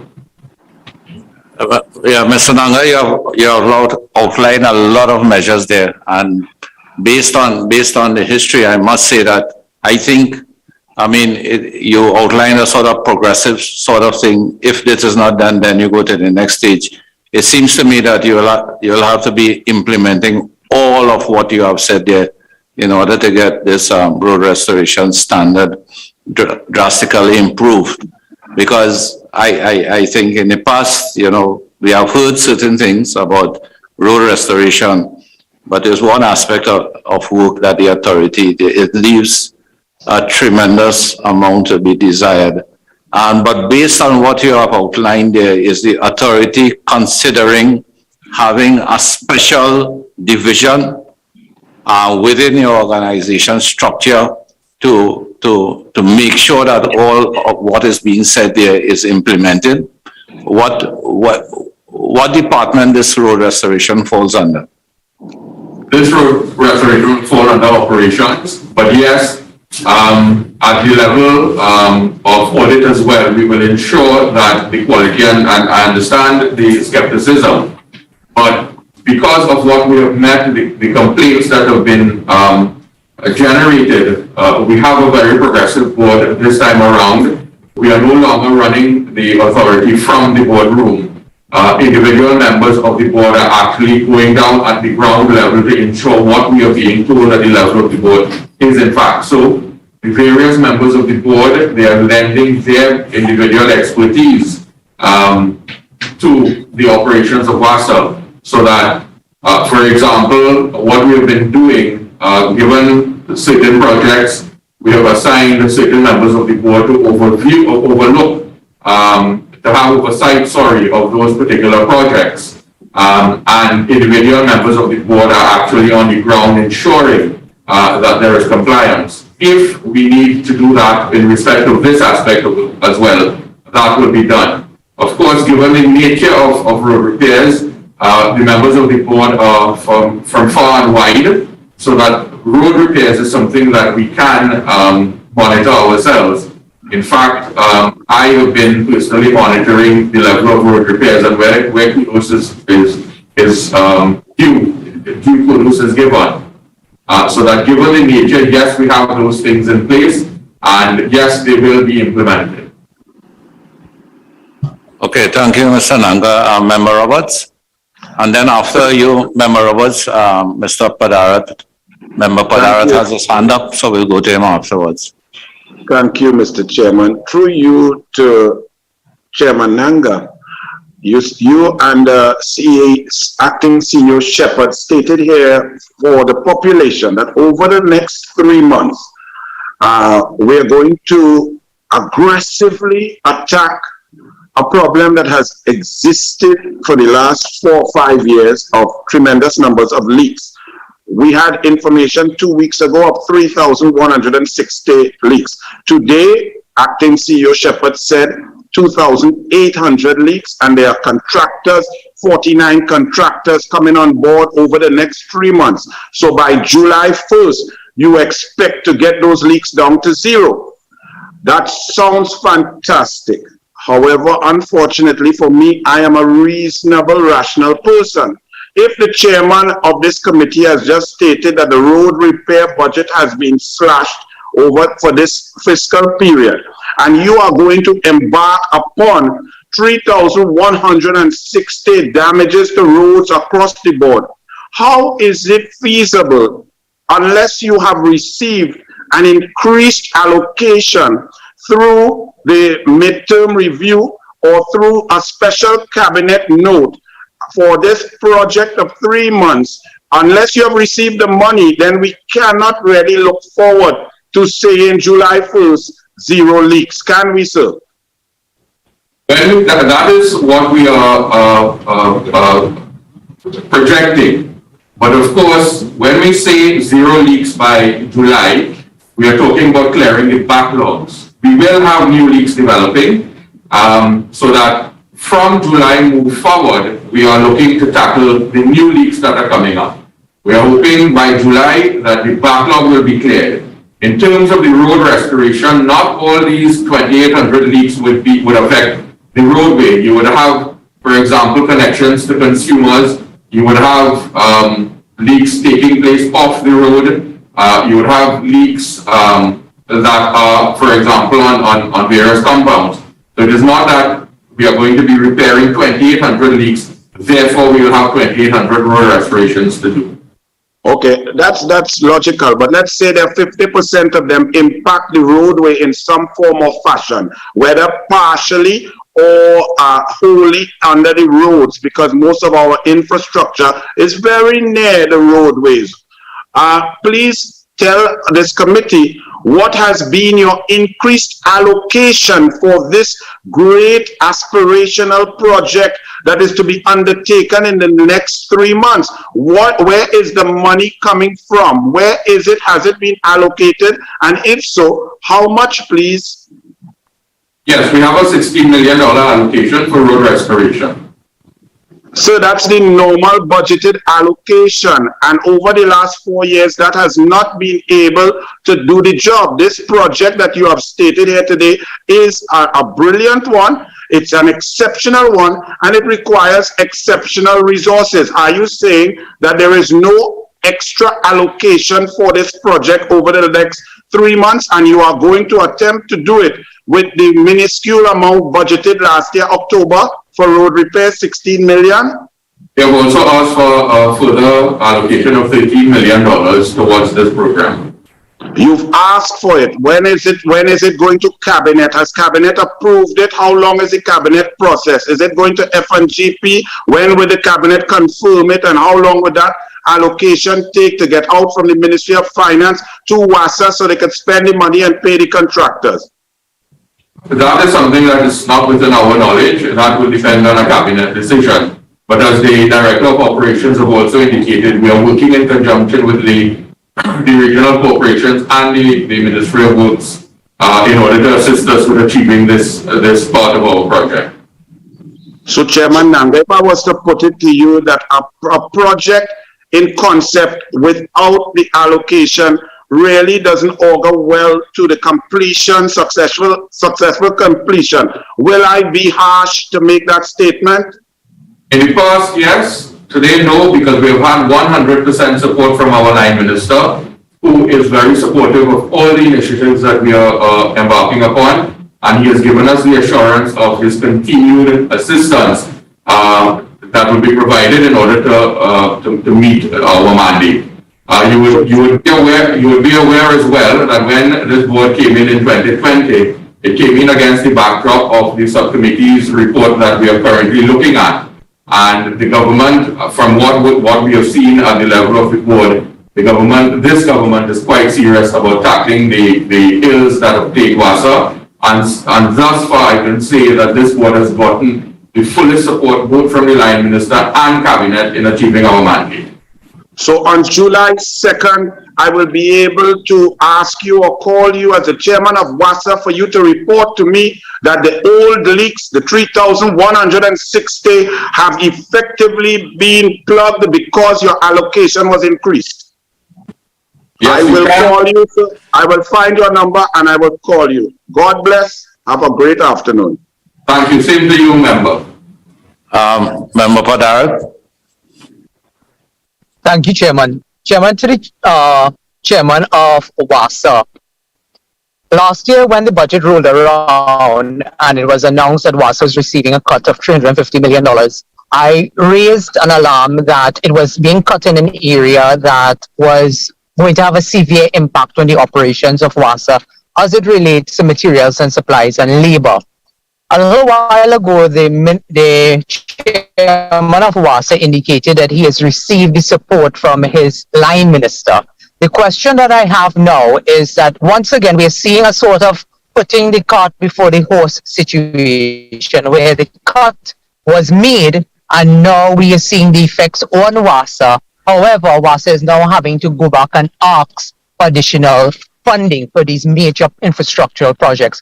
Can the chairman indicate whether or not he has received an assurance from the Minister of Public Utilities that the additional monies that are required will come in? WASA has made a formal request to the Ministry of Public Utilities, who will then in turn take that up with budgeting for the mid-year review process. Is it expected that it will come in the mid-year review after consultations with the Minister of Public Utilities? That's my first question.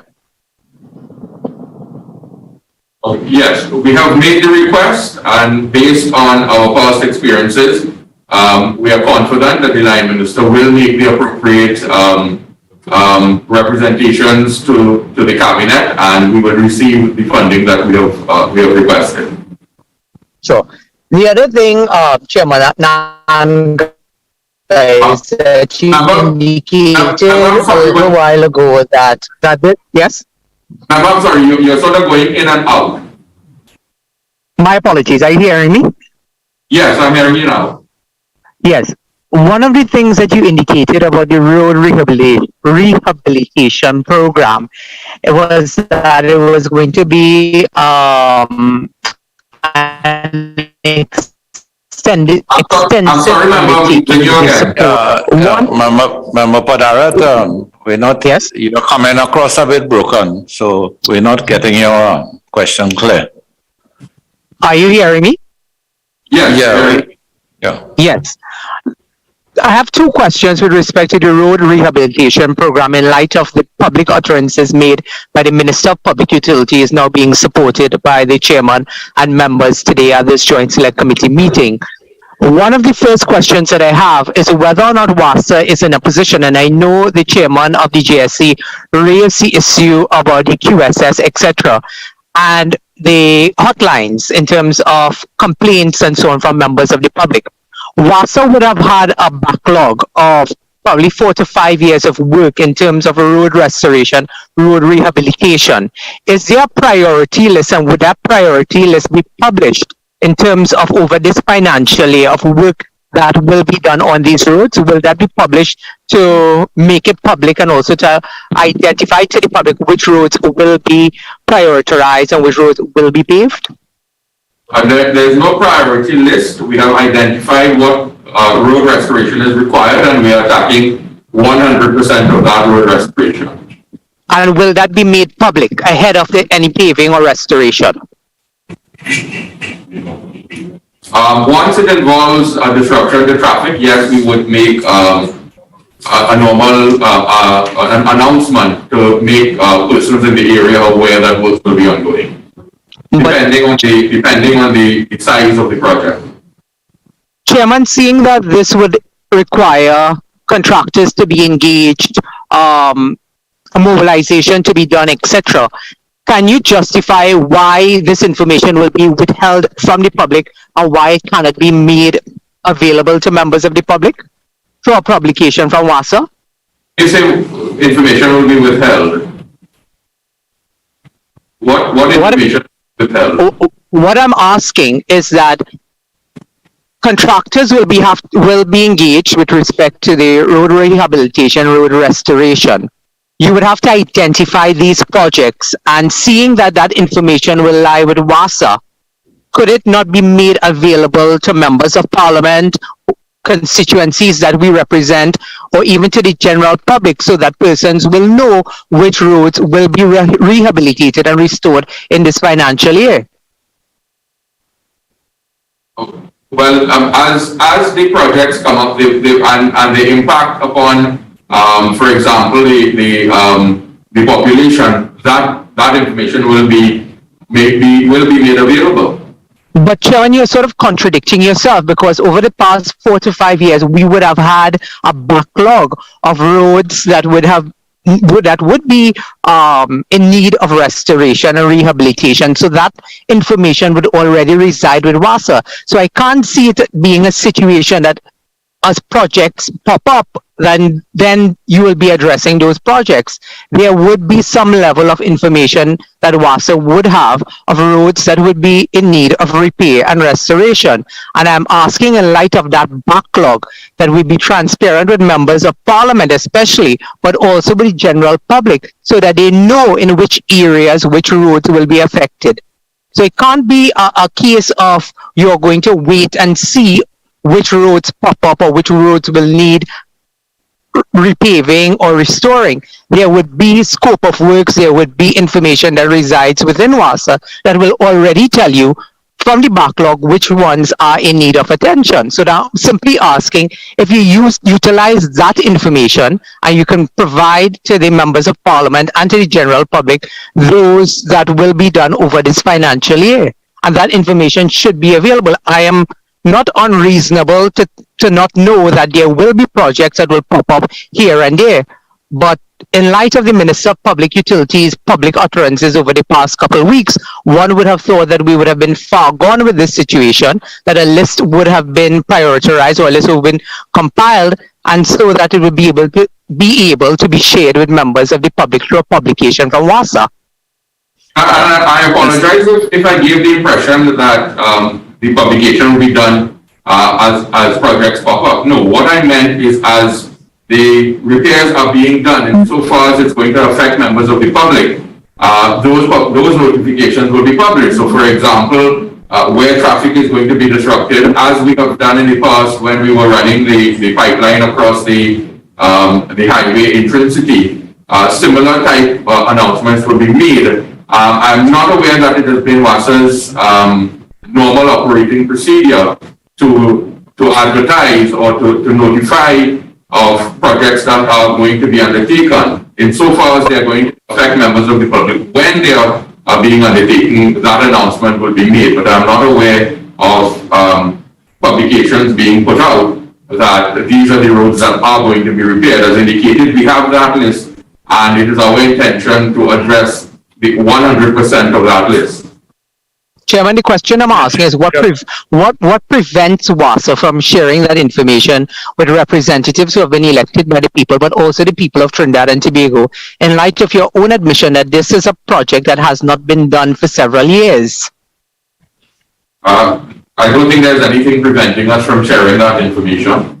So you, but at the same time, you're saying that that it will not be shared, pretty much, because you're dancing around the issue by saying that because of traffic disruptions and so on, that will be the need and circumstances under which such information will be provided. Outside of that, there doesn't seem to be any sort of commitment that it will be provided. Yeah, if I may interject at this time. Yeah, Mr. Nanga, I think what is being said by Member Padarat, particularly with regards to the disruptions that are going to happen with the road restorations in particular, it's not an unreasonable request. WASA, of course, would have master planning schedules for what is going to be done for the whole project. Coming out of it, you're going to have sub-schedules for specific areas and regions. And as part of normal planning and execution, you know, you would have information in terms of your scheduling as to what works you are going to undertake, short-term, medium-term, and long-term. And I think the request is not unreasonable that the public be made aware to minimize disruptions to traffic and the traveling public, that they may be made aware of, you know, the schedules for restoration, for major restorations as much as possible. Chairman, if you would permit me an intervention, it is not just simply about traffic disruptions and so on. It is also about infrastructure works that are being done in constituencies that affect the people that we represent, whether it's on the left side of the House of Representatives or the right side of the House of Representatives. And simply I'm asking, in light of infrastructure works being done in constituencies, such as road rehabilitation and paving, that we are alerted of which roads. How did you go about identifying which roads? How do you go about determining which roads will be paved, which roads will be restored, which contractor will be given which road to be sorted out?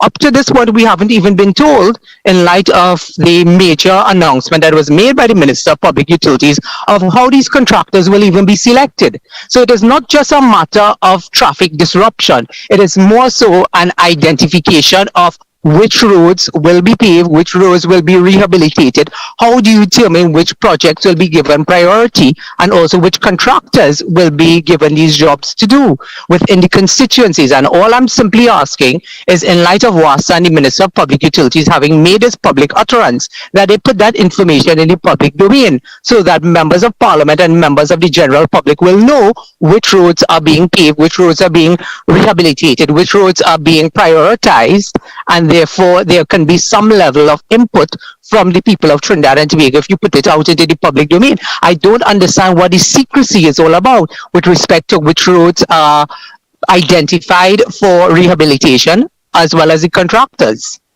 So, Mr. Nanga, what I would ask if you could provide the committee with a policy document in terms of the you know, I'm sure you would have your procedures for selection of what roads are going to be rehabilitated, the methods that you're going to use to select their contractors and all those things. So just because we are drawing close on time.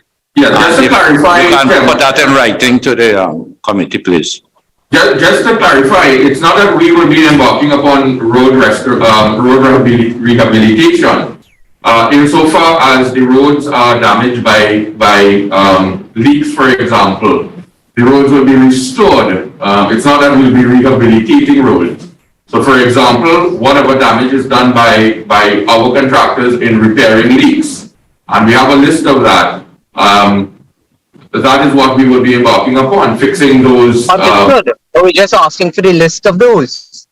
And as I indicated, it's not a difficulty to provide that list, but the context in me answering the question is that I was not aware that that was ever provided in the past. But moving forward, it will not be a problem to provide the list. And as Chairman is asking for the policy, the road restoration policy.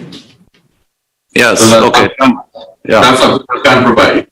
Yeah, thank you, Mr. Nanga. Mr. Member Ibrahim?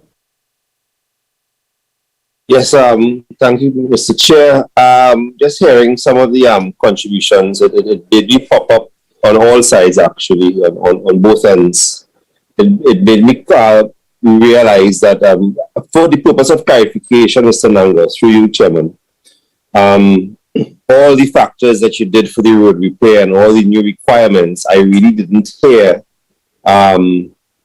the consideration of time as it applies to how soon after a leak was done or a repair was done or an emergency works was done, how soon after is the repair program going to happen? That's one of my three.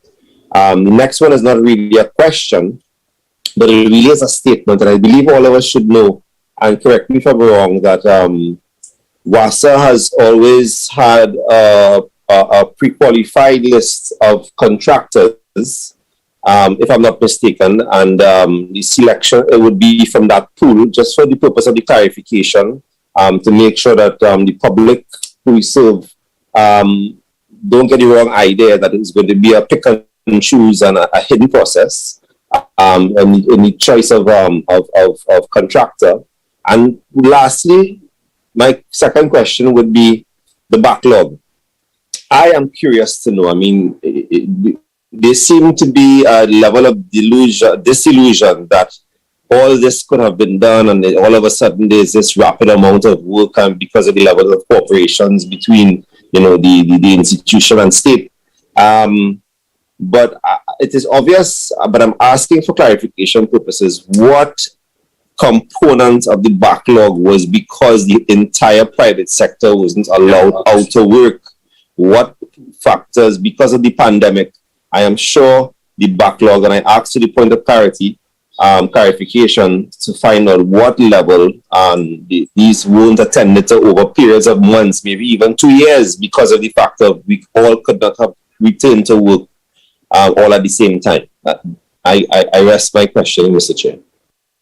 All right. In terms of the timing, again, there is going to be a backlog component, and that will be actively pursued in conjunction with the backlog of leaks.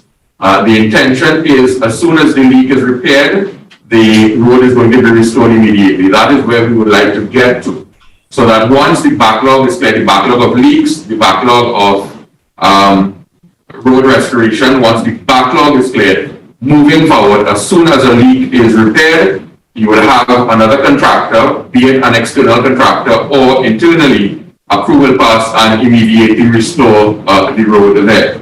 In terms of the figures that the backlog that has been created as a result of the pandemic, unfortunately, we do not have, we have not identified that.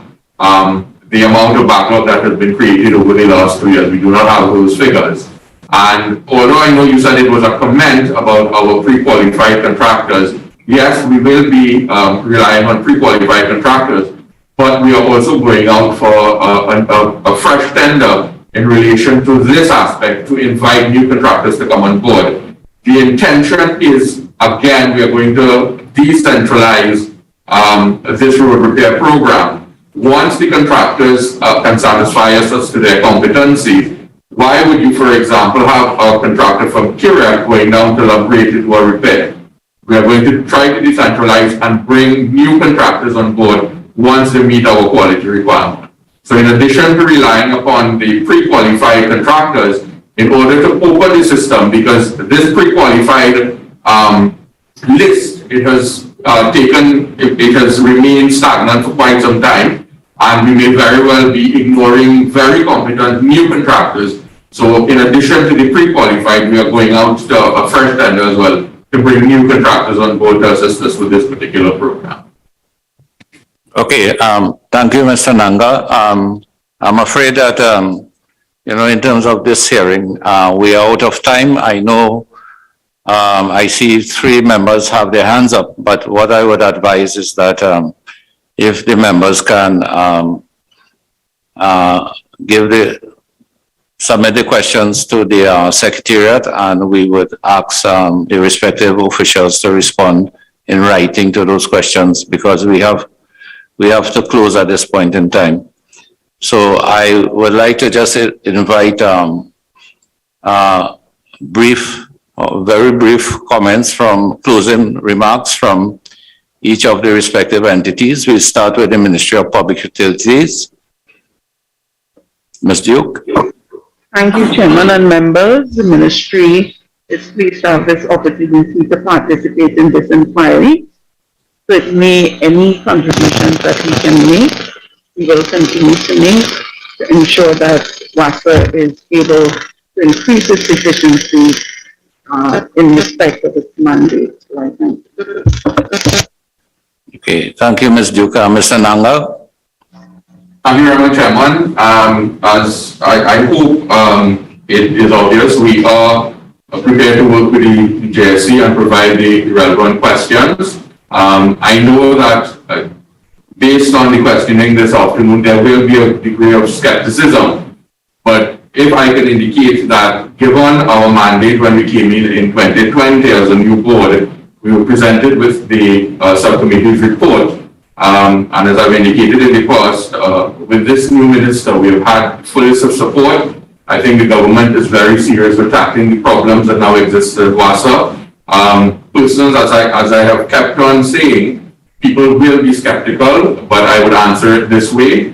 WASA did not get to this position overnight, and it is not going to be fixed overnight. We have this current board, this current minister has been doing, the current executive has been doing a tremendous amount of work in the background. It will not be obvious immediately, but we are sure that in the short term, the hard work that has been being put in place by the executive, by the workers of WASA, it will be apparent shortly. We have already impacted upon a large sector of the community through the CWIP program, whereby persons who never had a supply of water has been provided. And I give my commitment to the Joint Select Committee as well as to the public. We are under my stewardship. The board is doing all in its power to fix the ills that have plagued WASA in the past, and we give our undertaking to continue so doing, and we will be judged by the results that we achieve. Thank you, Chairman. Yeah. So thank you very much, Mr. Nanga. Ms. Calendar. Yes, thank you very much, Chairman, for this opportunity to participate in these hearings. We continue to work collaboratively with all our stakeholders, and we await any information that's coming our way to assist us with the rate review. Thank you again. Okay, thank you very much. I would like to thank, in closing, I'd like to thank all our officials who have been here today and for your inputs into this hearing by the committee. We thank you very much for that. I'd like to thank the viewing and listening audience, and also express my thanks and appreciation to committee members for your active engagement during this hearing, and to thank the Parliament staff, our hardworking secretariat, and also the broadcasting unit of the Parliament for their participation. So thanks to everyone. This live broadcast is being brought on end now, and I'll ask committee members to please stay on.